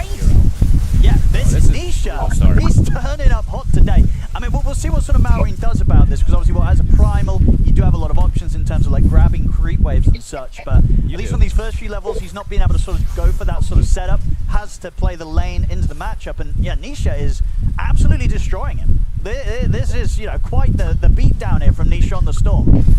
And I'm glad to see they actually went for the Storm. I heard the panel talking about it as well, about like maybe the puck can come out. I think this also provides them something we were talking about. Maybe they could run into some damage issues. The Storm and the Kez are going to give them that extra scaling that maybe if the auras and everything come out from Falcons, they'll have damage. Just in case of like a security blanket. If they don't get off to a good start on Liquid, they'll have heroes that do damage as the game progresses. Let's see what Maureen does though in terms of movement too, because we have seen him when he gets boots on Primal, sometimes he just roams. So let's see if Liquid is prepared for those type of movements too, if it does end up happening. MK getting pretty low, but is prepared for this. Does have regen, 1 charges and such to remain strong in that sort of situation. Oh, and did want to point this out too, because Topu did swap it. I like to always mention the Phoenix when you're seeing tanky cores. He did go for hotspot this game, so that it's gonna matter quite a bit. The Sunray, if he's able to get them off versus Primal and Bristleback, especially as the game progresses once he's got more points in it. Absolutely right, because Falcons lineup, they're pretty tanky, in particular Amar and Maureen. These beefy cores, you need every sort of bit of damage that you can get coming out of Liquid's lineup when you're trying to deal with Falcons in that sort of mid-game fight. So, yeah, indeed, a lot of potential to come out from Tofu on this Phoenix pick. And limited egg hitters. Yeah. Right? Yeah, like there's a hero, there's a Wind Ranger, but Primal, if he pops Trample, can't hit it. Bristle and Tree are not likely to hit it, so there's definitely some really good positions where with the Shard, or even just the egg in general can be very potent. That's a big potential for Tofu this game. Bottom. Want to back off a little bit here at the moment. Mick and Tofu, they don't want to mess around too much with Amar in the lane. Not a lot they can do to sort of slow down the farm of Amar so far. It's having a perfectly fine time down here, trading very nicely with the CS and Mickey, keeping it very even. 27-7 gets to 27-5. And you know, the same to be said so far for the other side lane. Skeeter and Ace both getting very similar amounts out of this early game. It really is just this mid lane where Nisha is having a phenomenal start. So the fact that they are going to have this storm sort of popping off from the beginning, you know, this could set up for a lot of big moves to come out from Liquid, especially because Nisha does have sort of support such as Boxy on the Tusk by his side, right? They've got a lot of potential to make early plays on Liquid and really just, you know, abuse the fact that they're going to have this incredibly strong storm very early into the game. And we'll see them go for some action here, getting the angle on towards Crit. Nisha's able to close in on towards him. In fact, Nisha, he's looking for more. He says, you guys have got Crit. I want to try and see if we can bully for more. Push Maureen away. Mid-tower. I mean, yeah, it's starting to take a beating pretty early on. You know, 6.5 minutes in, the storm mid is pretty much taken away the tier 1. You know, I feel like you rarely see that from a storm in the first sort of 6 minutes of the game, right? This level of pressure is pretty unprecedented when you consider the heroes that they have, and they're going to be able to finish off this tower here. So pre-7 minutes, Nisha Storm taking Maureen's tower away. I don't think you would have expected that one, Fog. That's a crazy start from him. No, I love the way that they played around too, and I think the panel was also, I think Quinn had mentioned how the two supports on the side of Falcons are pretty, I mean, Jakiro can move, but Tree isn't really one that likes to contest around runes either. So Nisha has the two supports move, they're better around fighting those runes, and they have an advantage.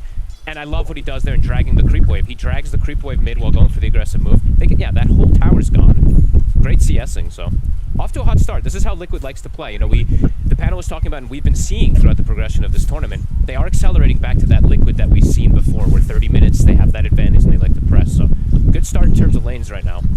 Amar is the top for the side of Falcon, so he is still getting that free farm, but did see Liquid Ace is 6. Hindi siya pwede manolid pa rin. Pretty aggressively. See if they can punish this Liquid with the 3 of them. Of course, you know, this Bristol's still rather a tough time to down. The 3 of them will have him. So maganda siya gamitin sa pagkakataon. These sort of jumps, he was having a great start on this Bristol. But Liquid, if they're able to find opportunities to kill him off in this early stage of the game, you know, things could start to crumble pretty early for Falcons. I mean, we're seeing already 8 minutes in, 3-0, already a 2k gold lead here for Liquid. They're having a pretty crazy start to this one, Fog. Nisha's got another power rune too. They're looking to just play around the Storm Spirit with his success. And yeah, the Bristol stepped up too far. We saw there, just a tag team plus the Falcon Rush. It's absurd damage. Yeah. I think they might just go for more too. Look at this Primal. With him losing his tower so early too, I mean, nobody can come over to help him, right? That's the problem right now from Falcons. These sort of moves can come out for Liquid, and Falcons, they just sort of had to accept it. That's going to be Maureen dead. The difference just continues to grow here between Nisha and Maureen this game. Yeah, Nisha, he turned up today. He is ready to rock and roll, and there's nobody ready to stop him, Fog. No, and they're the limited disables too, right? We didn't really talk about it too much in terms of the game, but there are stuns, but they can be a bit difficult to land on the Storm Spirit this game. If they get an initial stun, yeah, they can follow up one. It's very complicated until they have those items. And yeah, Liquid, we're going to see them accelerate, right? Ace, we've seen a bunch of do this. Not this exact skill build, but this farm as fast as possible. So in terms of progression, we could look to see them contest this tier 1 top pretty soon. The support levels aren't really the best on the side of Liquid, but rally. Looks like Maureen wants to make a move down bottom. I think they're anticipating that Mick has been left alone. So they can get away with the dive. TPs are going to start coming in for Mickey immediately. He's ready to turn it with the ult. He's going to be able to jump out to the side as well. Mickey gets away, and now Liquid, they're ready to turn and punish this dive. Maureen's going to try and stand his ground with the grab on towards Nisha, but Maureen, he's dead again. Falcons, they can't get the kill, and they can't get Maureen out of there. So Maureen's game continues to suffer on the Primal. Now, Boxy, we want to see his move. 5 participation already. They're going to try and go for Amar here with damage from Nisha. Again, they have to be careful about how they go about this. Amar is still pretty tanky, and this time, too tanky for them to take down. They won't be able to fully commit to get the kill. And we'll thought they would have him, but Amar sometimes when he's playing this Bristle, honestly, just these little turns that he does on the hero, just gets a ton of coils spread out onto them, almost kills out 2 heroes. So good initial move, great read from Liquid. Look at the rainbow TPs in, so that's Ako na pwede kong bilhin yan eh. Benta ko yung fan natin yan. by the way. Pro Ranger. Snowball, but I guess it was while he was Kasi grappling, he pulled himself out of the snowball. Did I see that? Yeah, because he disappeared for a Ang second. investment ko yun, hindi mo may nakita pag naging available yung skin niya. He's not in the snowball, Win but I of think raid. that's exactly indeed Or what niyan. you say. The animation of Win him grappling rate. to the tree was interrupted, but then when he finished grappling, he gets back to it. Mahal lang tayo Wind Ranger eh. Mickey, he gets dove, and this time the backup can't come in, of course. Cooldowns had already been used, so I think, the team's going to be kind of looking at you like, bro, what Dalawa lang hinihintay. it's not safe anymore. Pro Ranger Tier 1 versus now Queen of pressure Fate. from Falcons. And Pag naging available, bebenta ko Nisha yung and Boxy will look to continue to bully Malrine as they take him out once again, doing everything they can to try and ensure that it's going to be very hard for Malrine to get his game online this game. All about shutting down Malrine. Look at the ward placement from Liquid. If this isn't about shutting down Malrine, I don't know what is. Triple wards kind of placed around the mid area just to be sure to emphasize how much they can. And yeah, so far they are shutting him down. These 2 kills bottom though matter, Owen. Amar getting this little, I mean, he's already farmed, catches up even more so getting these kills, and they get themselves a tower. So Liquid did hemorrhage a decent amount down bottom now. And I'm looking forward to see how the build works out with BK, right? Of course, we're getting this Vlad, which we've pretty much seen become kind of the standard on the carry. Because of the threat of the Bristle, he's going to be going straight for the Silver Edge after the Vlad. So a very active, very anti-Bristle build, specifically for this situation. We'll see how it works out top. They're going to get the setup onto Ace. He's got the mech to heal up, but will not be enough to save him by far as they're able to lock him down with Shackle Shot and bring in the damage to take him out. So all things considered, all the sort of focus that Liquid have been able to put on Malrine in the early game, we're now seeing a Falcon striking back, killing off the Kez down bottom, killing the Razor up top. They're definitely taking away a bit of that momentum that maybe Liquid could have tried to sort of ride with a little better. I agree. Honestly, that Razor stepped up super far on his mech timing, so that's a pretty big kill that Falcons was able to find. Liquid looking to persist for a chase forward here, Nisha. Should be able to find Crip. Saan na nakikita ng ano? Nisha, of course, Sa tournament. to Carry, 2-0-3, flawless start from him so far this game on the Storm. playing So, Phoenix. Liquid, it feels like they've got to do their best to kind of keep safe and active around Nisha. You know, when Nisha's not Kasi there, yung support things mo. haven't been Minsan, going iba nakikita ko ginagawa nila man. Just got a little bit better position in particular. Like the ace on Razor was just at the tower. Or mid lane. So he was Mid lane, super madalas. far up when they initially gone on him. Did not have backup. Amar has the blade mail. They do not want to mess with him, it looks like. Also did get chip vest. Sa ganda ng spin niya, kung di lang mahirap sana gamitin to. I mean, because it's very... What do you reckon? I think it might just be like avoid the Bristle era at the moment Hindi. for a little bit of time. Kaya hindi mo na wala pang intercept. Until they sort of had that first time. Pag nagawin ng intercept, Switching it up again, going gagamitin. back So, to iba sort of the normal build up. He's got the Deso queued up. pa yung mortal na. I think it's a different game. It's a sort of different game for him in terms of itemization because you are probably going to eventually want. But I think sort of as well, going for it first can. It's just super risky, right? You know, nobody wants to kind of build a Silver Edge first time as the carry. No, and this is one of those games where I don't really always mention this, but this is one of those games where you're playing versus Tree and Protector. It's been banned so much, so I never get to talk about this, but Tree has always kind of put into the carry mentality of, I need a Manta. Like, you don't really want to get these BKBs and stuff either because of the overgrowth, so this could be the Deso. It could be a little bit of a different build for Mickey. We'll have to see how he does pivot in terms of what he's playing against as... Okay, Snaking just is able to walk in and take the Shrine, so good levels for Falcons.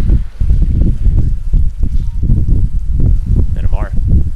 He is feeling how strong he is, especially with that living armor with the blade mail. Yeah.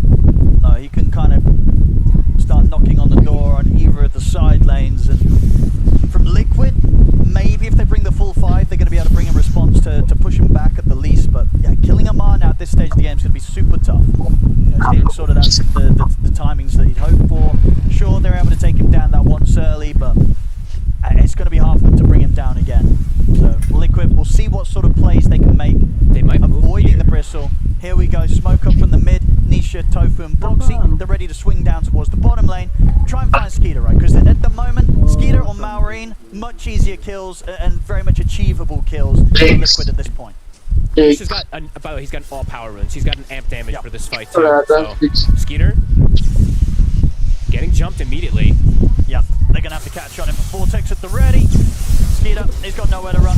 We'll try and shoot back here with a focus fire, but outnumbered and taken out. They'll get the kill. Same time, though, Ace up on the top lane, dying again, Fogged. I think that's sort of a death that you don't necessarily expect to be happening, and I think, you know, from Liquid's perspective, it shouldn't be happening, right? Especially where he's standing, right? Like Ace just being, that's 2 times now. He's pushing a little too far forward while a play is happening on the opposing side too. So trying to push the limits, gets punished for it. Malrine about to have his Blink Dagger done, so could definitely look to see Falcons play around that one more. But Skeeter's death, that hurts. That is a pretty painful death for the Wind Ranger. He was starting to, I mean, he hadn't died yet. He was having a pretty solid game. That one's going to slow down the momentum a lot. Yeah, a couple of deaths back in the same spot. We'll see how he sort of picks himself up after that one. Yeah. Liquid still trying to kind of keep the mid pushed in. The Nisha's build. Off the Kai's Sand wants to go for the Lincoln Sphere, have that level of protection against sort of the limited setup and catch that Falcons do have. That's pretty interesting, actually. If he does go for that Lincoln's versus the Primal and the Shackle Shot, the 2 specific single target disables. Because we've seen more, the Shivas, a lot of players doing. RCY, I think it was Tai Lung, the second item Shivas sometimes versus lots of physical damage. So we'll see if he does want to do something like that. Okay, item timings are hit. So Ace, Greaves, they've got everything on Liquid. Let's see if Falcons is ready. Let's have a look. Because obviously, maybe sort of those deaths could work in their favor if Ace kind of baits Falcons in onto them whilst he has the backup this time. True. Very true. Let's have a look. I mean, they're looking towards the Bristle. Yeah, they're going to try and find Malrine first, but Malrine does get the grab off. Good Ice Path and Macropire coming out for crit. That's going to be Ace and Boxy just dead. And the Supernova's not going to do a whole lot as Falcons. They can kite that for now. Skeeter, does he want to be able to dive in and get more? He gets a lovely shackle onto Mickey. Do they have follow-up? They've got the focus fire coming in. Mickey will try and stand his ground with the ultimate, but he is just gone. Nisha, he's going to zip in, but he immediately has to zip back out as he has no business cleaning up anyone. As the Falcons coming in there with the hot team fight. Liquid, they were definitely trying to make some sort of bait play happen there with Ace, but it does not work out for them whatsoever. I mean, they try their best to kind of avoid the Bristle, right? We saw Nisha's focus kind of shift elsewhere, but it's a very messy team fight from Liquid, and Falcons, they made that fight look pretty easy. It was, I mean, Malrine just hiding in the trees. I don't think they expected them all to be there, right? He gets the perfect grab. He goes for the Tusk to prevent any type of, any save or anything, and then the Ice Path follow is really the crescendo that seals the deal. Yeah. Everything just right on top of them. They get burst before they can even get any drain, and from there the fight's kind of over. So Falcons, that was Liquid's timing of 3 core items being hit, and they lose the fight pretty drastically. Have to have a better approach, a better way to start fights in particular on Liquid.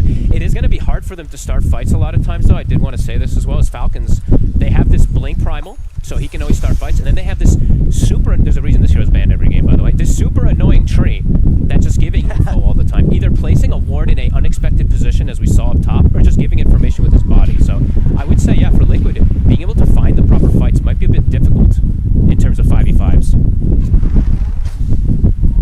Yeah, especially when, you know, in terms of Moxie, he's going to get the back of Anisha. Anisha's going to go straight for crit. The Chikiro crit, he'll be able to lay down the ice path onto Boxy, but will still fall as Nisha takes him out. Nisha's going to try and look for more, but he's starting to fall very low on the mana. They've got the Sunray coming down onto Malrine, but the overgrowth from Snaking comes out, holds Liquid back. It's just going to be crit going down. Everybody else gets out alive. Yeah, it seems like for Liquid overall right now, even though they do have pretty decent team fight on their lineup rallied around the Phoenix, I would say their lineup is just more about getting these small pickoffs in terms of taking a full-on head-on 5v5 engagement versus Falcons at the moment. Just because the damage, like you said, this Bristle, I don't know if they have damage for Amar. I think not. Yeah, they cannot kill this Bristle. Amar is, you know, exactly where he wants to be. You know, one of the reasons why they go for that first pick Bristle and why they have done so many times in the past, you know, that they feel confident that Amar, whatever the situation, he's going to get to this point where, yeah, this mid game, he's just absolutely the top threat that Liquid have to be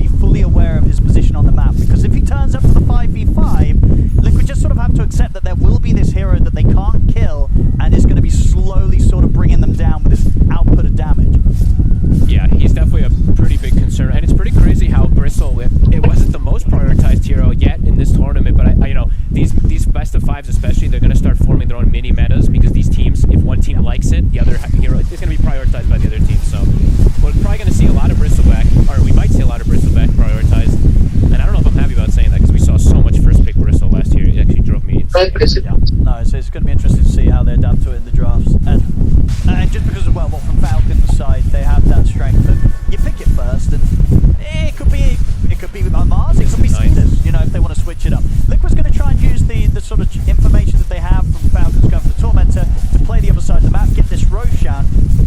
Bit of a smoke coming out from Falcons, but they won't be able to connect to this in time, as there's going to be the Roshan gone, and Nisha with the Aegis ready to play with. Mars going to start chasing them down, though. So Liquid will have to retreat. I mean, he knows, yeah, he can just pretty much 1v5 into them right now, and they have to run away from him. They just cannot afford to turn and fight him. Yeah, they've just got to continue to just run from Amar. As the wraparound is coming in from Falcons, they're going to look to actually find Nisha. They catch him onto the side by surprise, and that's the Aegis kind of gone as soon as it was picked up.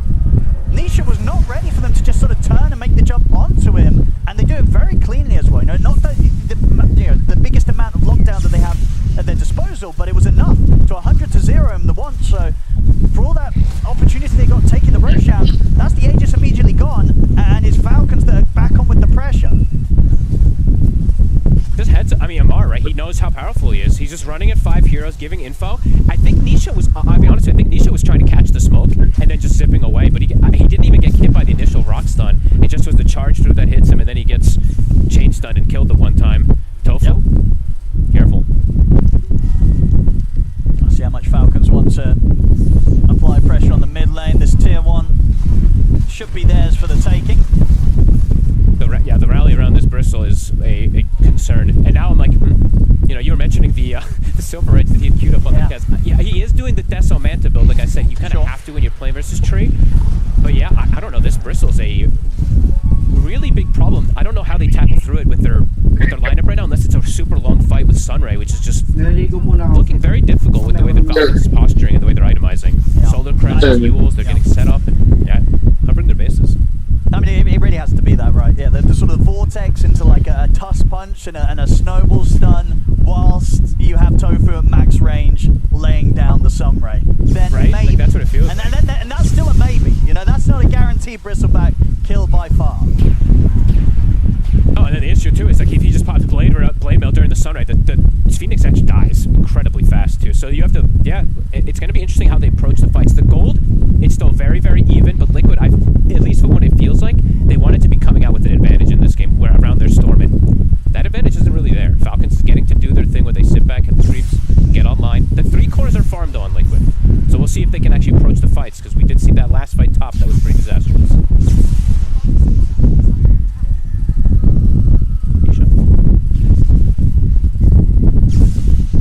Watching from the high ground.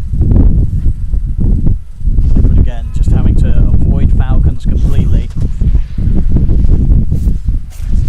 It's just hard for them to start fights on Liquid or find easy pickoffs. Like if Storm, Nisha kind of has to be the one to do it with Boxy, and I don't think Boxy has Blink just yet. He's 500 short. When they have the Blink on Boxy, I think then they can probably look to get easier pickoffs on the sides. But honestly, Falcons isn't really giving them those opportunities. They're playing very clustered. Not right now. Now they're splitting up a little bit, but overall they are playing pretty together and covering each other. 15 talents being hit. Some pretty strong ones. We do see the Primal Beast one, even though it's not the self-dispel anymore. It is a strong one in this game. Armor is always going to be nice, especially with the power of the rock throw, since it just gives you those uproar stacks. Lincoln's is done, so Nisha does have at least a way to protect versus the single target disables.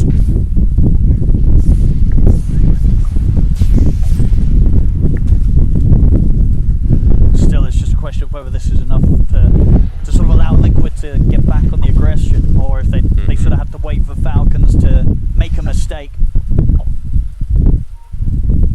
And there is still a bit of things that can't break that Lincoln's, of course, too. The Yules on Crit in particular. A couple other things. And they're going to go for a smoke Liquid. Yeah. Let's see what they can catch. 200 gold from the Blink Dagger. They want to try to get something. Top Ace. He's in trouble. They get the setup here. Short Shackle shot into the ice bar. Maureen's ready to close the gap. They'll drop the overgrowth and everything to lock him down. Nisha comes across to try and bail him out, but it's already a death for the Razor. They'll try and get Maureen in return. They should be able to find him. They will. They'll get at least that kill. Can they leave it as that, though? Amar's turned up. Liquid, they've got to start getting away. Box is going to try for the TP, but the Shackle's back up. So Falcons, they'll get themselves a second kill out of this one. And now that they're outnumbered, Liquid, they have to completely evacuate the area. You can see Liquid was like, oh, we killed the Primal. Maybe we can go back. Oh god, Amar's turned up. Get the hell out of here. Yeah. The Bristleback is just too damn scary.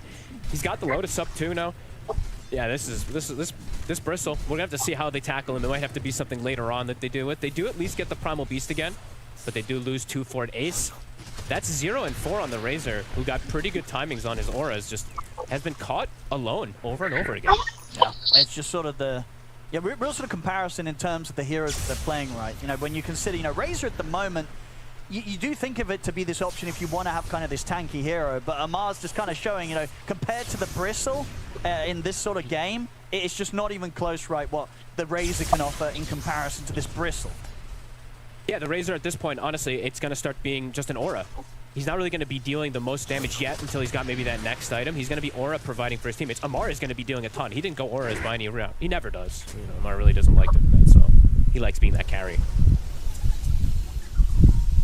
Blink is finished for Boxy.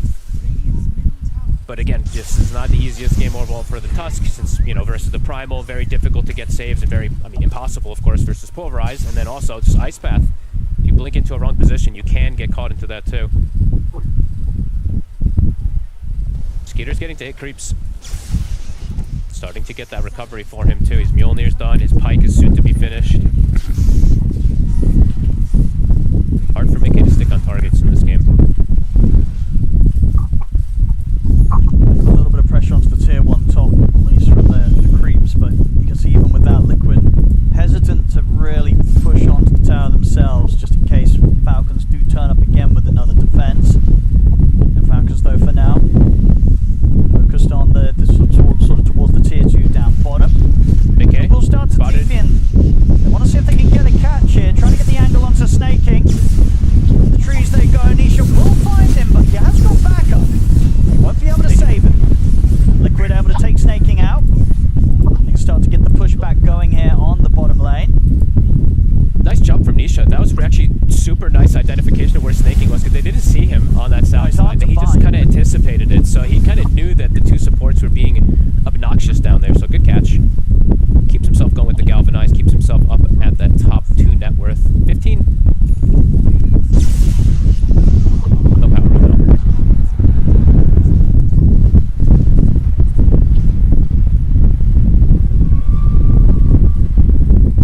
Timing's coming up. I mean, he's seeing if maybe he can get some sort of chance to set things up and calling the TPs around mid. He's got BKB, so it's very difficult for them to stop him now.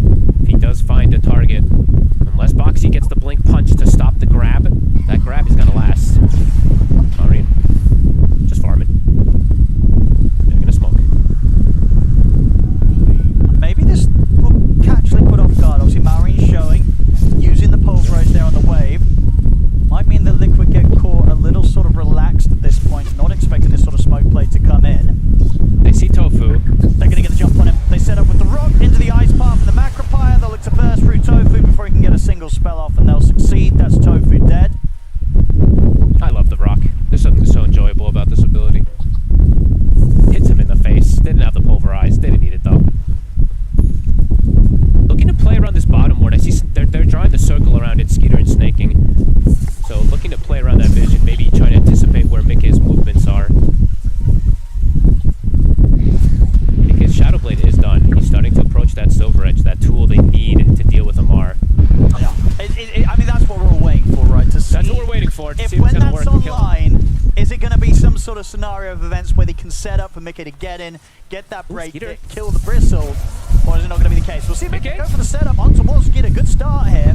Skeeter's able to break away with the Hurricane Pike immediately into the TP. We've got nothing to catch him. Meanwhile, back over towards the mid of the map, Boxy and Nisha are in trouble. Boxy's dead. Nisha gets caught out by Malrine.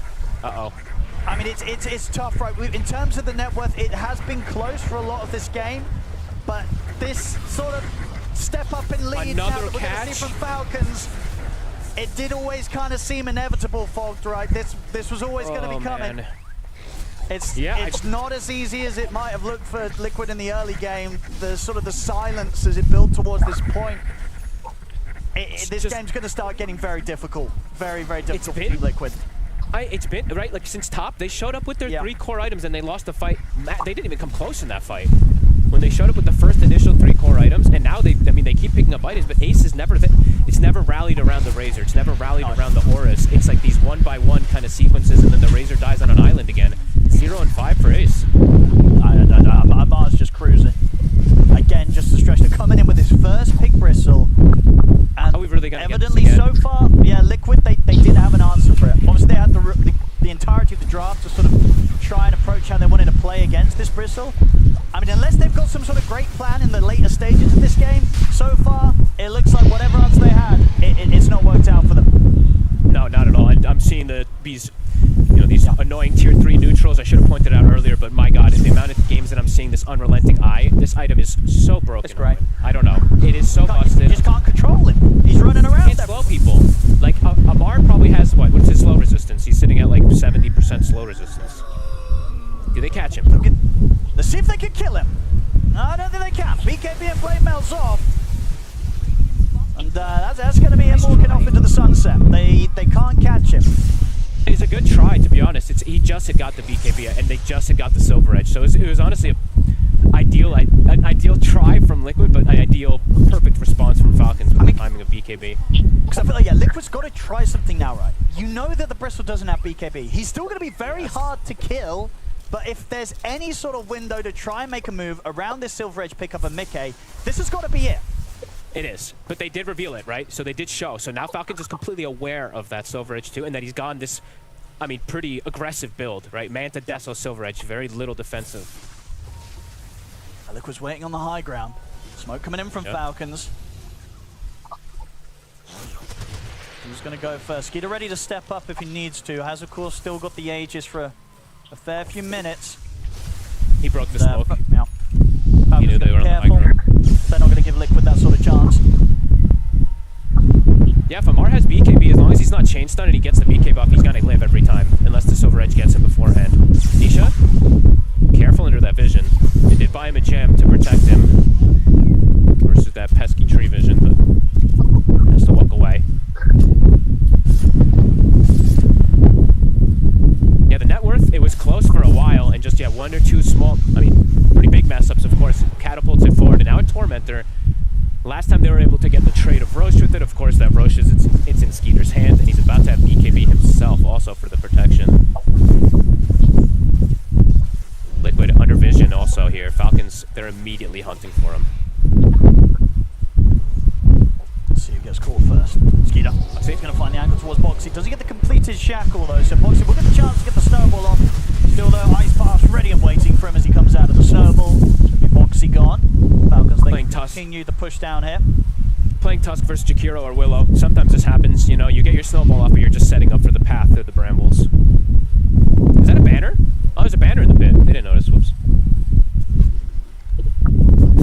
Shot banner. Okay, chilling. Bottom. Gonna try the opening on towards Skeeter. And Skeeter is having a force away. Can they at least take him down once they can? That's gonna be the Aegis gone. They'll look to turn towards Crit, but the backup comes in with the Overgrowth out of the 3 of the Marin comes in with the grab on the AK.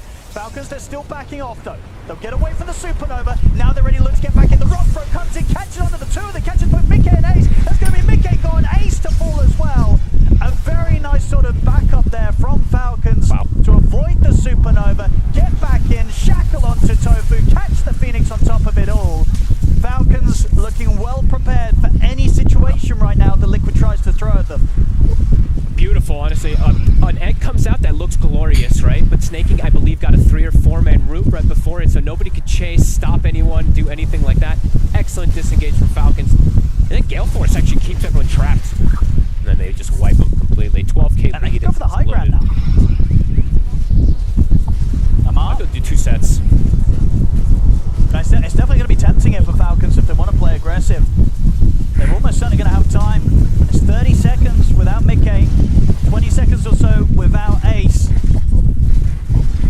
the bottom racks, that'll be gone for sure. We'll see how much more Falcons feel they can take. Here at this point, coming to 15k net worth lead. Falcons in an incredibly solid spot, and it really has just been a while since we've seen any potential for Liquid in this sort of matchup with the draft that they have at this point. Super difficult able to do anything, and it really has been, you know, an absolute age since that one death that we had on Amar earlier. Since that point, they've just not been able to touch the Bristle, and obviously at this stage, they've got so many more problems on top of the Bristle as well to deal with. It's getting pretty much impossible for Liquid. We'll see if they've got any way to sort of shake this advantage that Falcons have against them right now.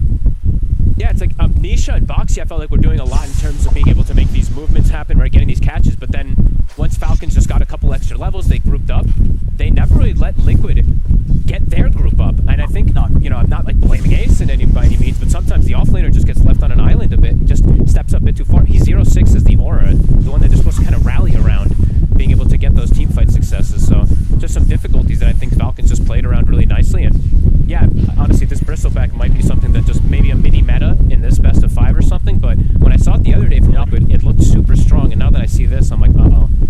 Yeah, I mean, Mars, he's got so much money as well. He's got 5,800 gold ready to spend. He's going to be pretty much able to buy this Skadi, you know, straight up. So Skadi's going to be online for him in the next fight. Level 23 on the Bristle. His game just continues to flourish, and you know, Liquid, I mean, what's around the corner for them? Have they got any sort of big pickups coming soon? McKay's relatively close to having the BKB, so might be getting that break hit onto the Bristle and at least getting to get his full combo out before they're able to turn and take him down. But at this point, even with that, I don't know if they're even going to be able to bring Amar down to half HP. They're doing well, but Ace is just, he's not really even a hero now at this point, I gotta be honest. Maybe he can get a Link and like, deny some damage, but even then it's not existent really. He's just an aura bot at this point. And they can bypass those auras as we've seen. Skitter's going to have to chill on the cliff for a little bit. Was trying to close the gap on Tanisha. Ends up forcing him to the cliff. 20 seconds. Looking at some more neutrals, we did see the probably my favorite / least favorite neutral item that the carries get now, the Flayer's Bota with attack range. Of course, the alert. So insane damage on the Windy. Kez did get giant small. Not as good. Good. Oh, Nisha! Risky there. Trying to sort of start something with the jump. It's just so hard for Liquid to get a set up a fight, because not only do they have like lackluster initiation and team fight in comparison, but also they can't reclaim vision, because this Bristle just walks up and goes, okay, good luck. You can't break me. You can't, well, you can try to break me with so much, but you can't break my path. I am the wall for the team. That's top tier 2 in trouble now. Yeah, he got the idol of Skriok as well too. Tough. That's 50 armor on this Bristle. Liquid. We'll see if they go for some sort of crazy wraparound or just sort of settle for the high ground defense. Running out of options here as Falcons continues to maintain complete hold of this game 1. You kind of just have to hope for this egg to pop, and somehow you have them stunned under it, and you can have Mickey actually getting attacks off. It's difficult. It's very difficult with what they're up against. And Falcons just being able to constantly disengage versus that egg.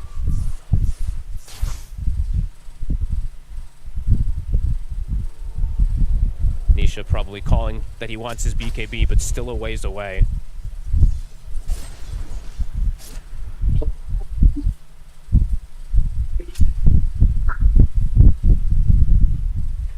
Liquid. Okay, he's going to look towards the MKB long time until he's going to have that ready.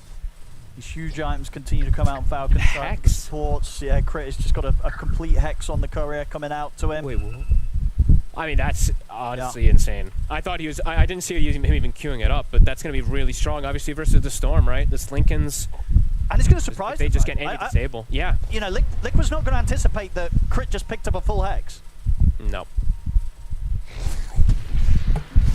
And the damage is already insanely high, too. We see Daedalus is finished up for Skeeter. So, I mean, any disable, any of these targets will die.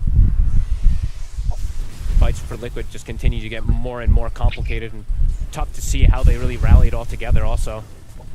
I was thinking maybe Nisha was gonna, even though we don't see it as much, the Aghanim Storm Spirit, but he's going more carry build around himself, because I was thinking something to rally the team fight together for his Kez, but not gonna be the case.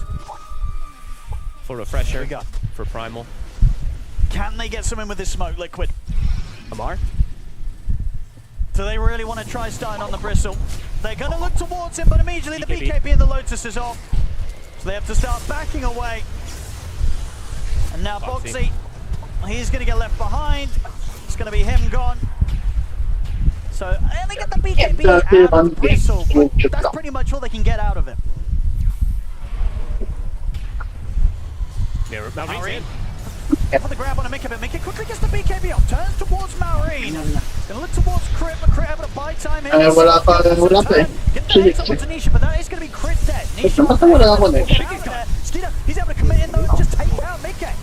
It's going to be Mickey dead for 90 seconds. Once again, Falcons, they can kite out the Supernova. Nisha will be able to dodge the overgrowth here as he commits with the ball lightning on towards Skeeter. But Ace is in trouble. Marion and Amar turn back towards him.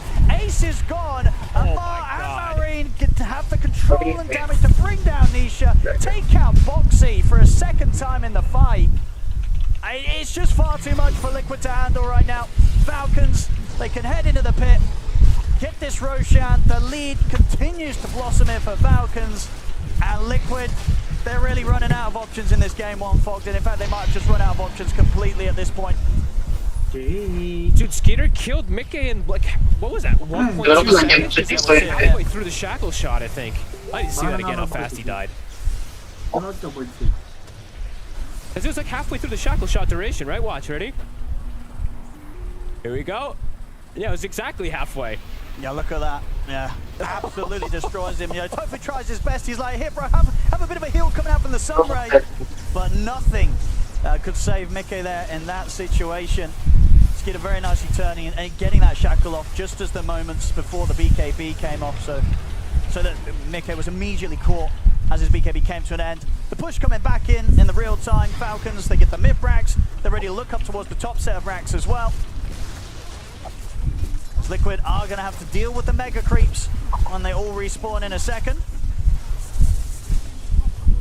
Liquid's going to have to play cleaner to approach for this next game in terms of rallying around their off lanes and all that. You know, they like to play with an advantage overall in the early games, especially like we always talk about that for Liquid. But yeah, I think this one, just too many deaths for Ace, too many things leaving him on an island. Even though Mickey has been farming, it's just unable to really find these kills. Falcons just feels like one step ahead, and a lot of it started around that top fight. Yep.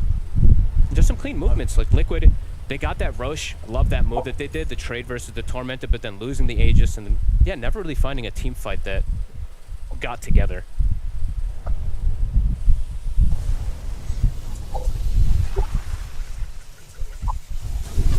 Falcons ready for the Tormentor. I'll get that picked up. Extra bit of bonus gold for the team. I'm ready to run down Elena. Marty's got his options on 7.3k gold sitting in the bank. If he wants to pick himself up a Moonshard or such, the option is certainly there. If he wants to, or a Refresher just for the second BKB if he wants to be super careful, but doesn't maybe need to do that. Full Ags for the Primal, 35k lead. A tough game. Where do you go from here? Yeah. But, you know, it's a best of 5. So many games for them to recover and pick themselves back up after this first game. And no doubt about it, Falcons is going to feel pretty good. Yeah, coming in this hot. Usually first they game fall of the to the day. first game. Yeah, and they're not falling at all here. They might have had a bit of a slow start in the mid from Maureen, but now at this point, you know, Maureen, as always, has got his game back online. It's a step without buyback. He's out for 80 seconds. Falcons onto the tier 4s, ready to start closing this one up. Liquid, have they got any sort of final defense with the last 4 of them? I don't think so. Skeeter's onto the Ancient here with the focus fire. Nisha's going to try for the grab on towards Maureen. Boxing him with a punch up on a Skeeter, but Skeeter's able to get away from him. The ice path catches on towards Nisha. He's gone. He'll buy back immediately. They've got the Supernova. They're trying to focus Maureen, but he gets the grab onto Mickey. Mickey to fall. He'll buy back, but Skeeter, he was just ending the game. This game's over. GG's called. Falcons take game 1. And Liquid, they're really going to have to make some changes going into game 2, Fogged. Explosive game 1 from Falcons, really strong with their kind of not like full standard, but pretty standard draft in terms of very tanky cores. Liquid, they got the ball rolling with Nisha and Boxy, but it ended pretty quickly. It really did, yeah. This Bristle, definitely going to be a hot topic, you know, going into game 2. As you say, it's something that Falcons have done in the past. They're doing it here today, bringing it in first pick. And just going completely uncontested. They killed him once earlier, but other than that, Amar having a completely free game as the rest of the team rallied around him.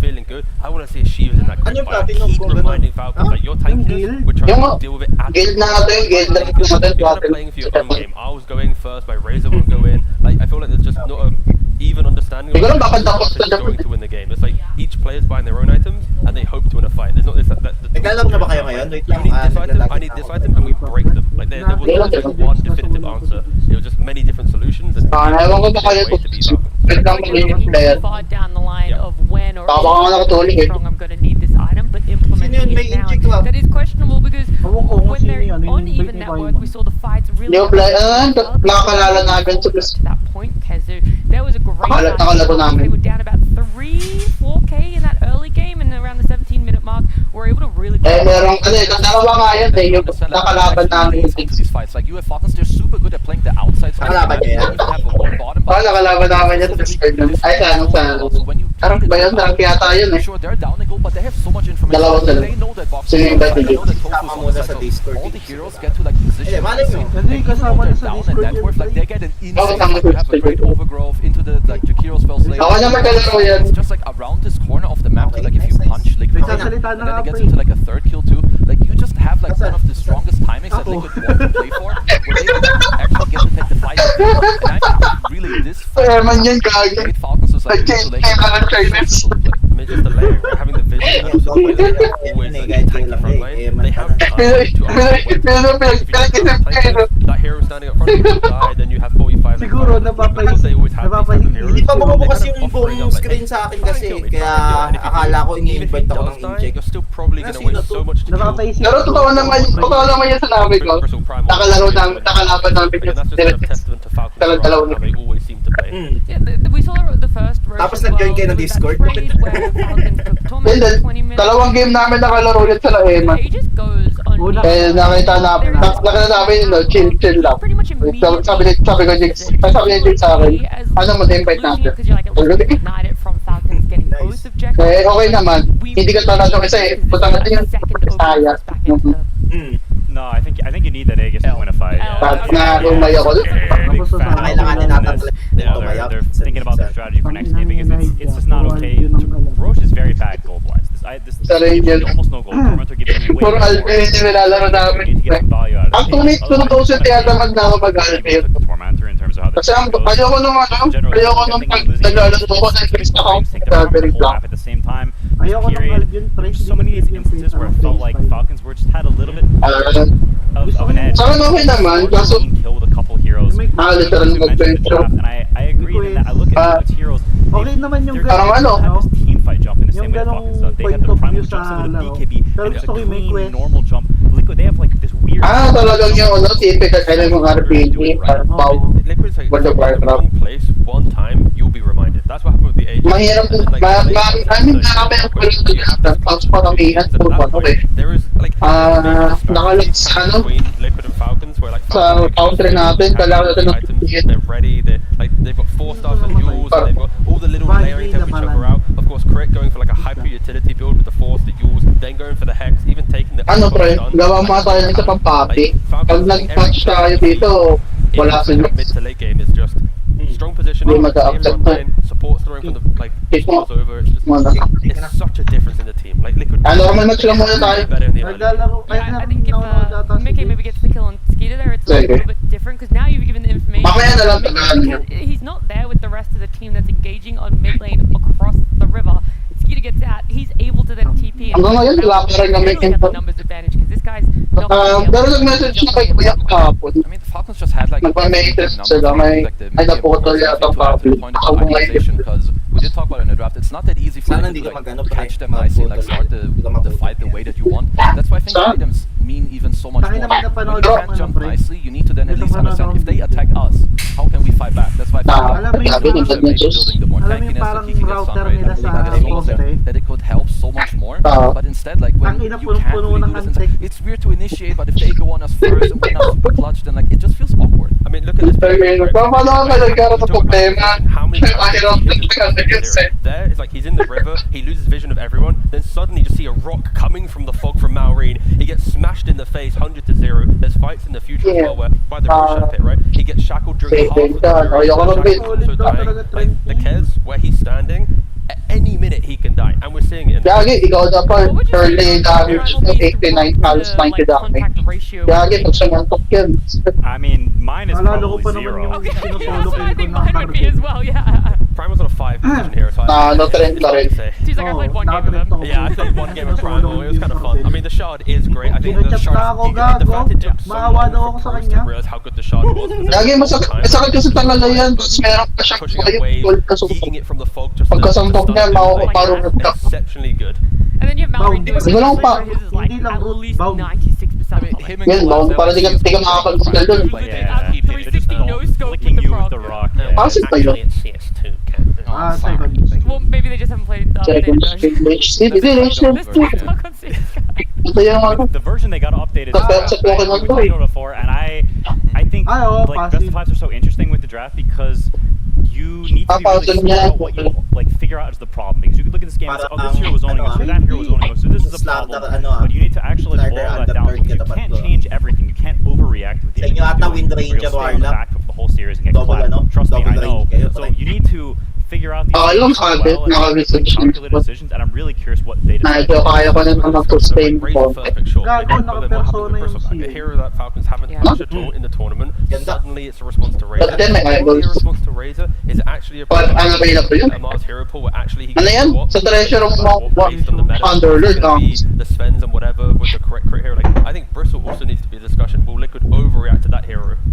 Pero siyang base sa ulo, akala mo naman maybe you up it in priority. If I mean, I will say he looked quite good. Like he was definitely fantasy farming in this game. Like my bro was like what 9-1 whatever he had at the end. Yeah. Like he's cooking, but it's also like understanding if I play there, like who do I need to call? Tapos pag medyo like magtapos ka na mag-carry. Like he's playing this big boy in the Try mo tong you can't just be the guy that is out of position and then you die. Just sarap din depende back up, understand this, make a clear draft. Ang maganda dito merong early takers. That you could see, but Kaya mo makakatay. Second nga, they find something a little bit easier for themselves than Ang sarong skill yung bound mo. came to in a best of 5 win. May passive. But I'm getting ahead Passive of us skill now, so we gotta go to a break. We'll come back though, that game 2 of a best of 5, we'll be ready.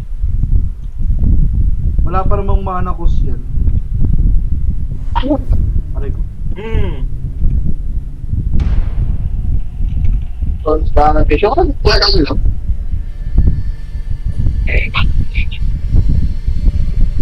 Tapos meron pang passive na ano, game day.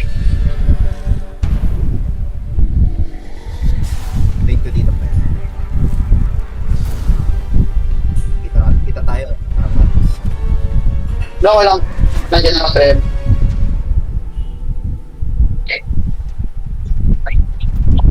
Makapatay siya. Wait, nice one. Wait.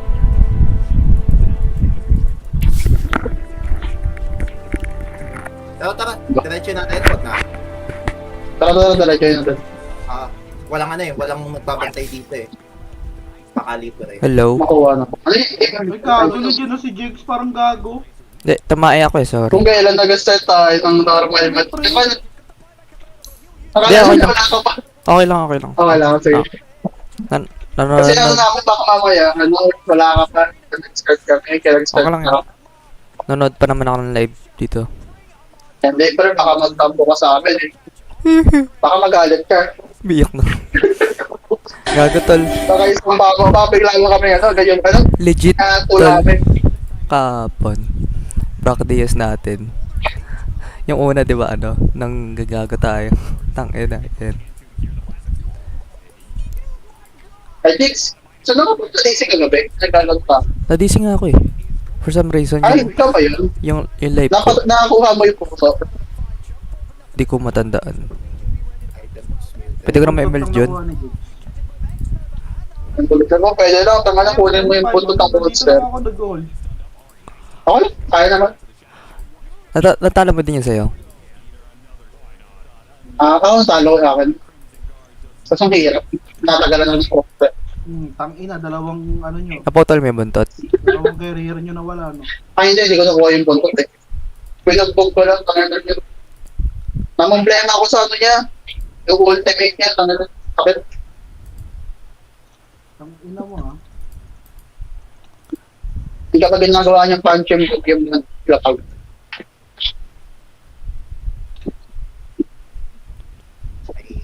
Gagi, lock in kahapon. Lagi. Saan game kayo? Hindi, nagano na sa Na-DC kasi kami. Tangina, seryoso ako eh. Tinatulungan ko kasi sa grind ng Kakilios. Ganun din yun Sabi ka na DC.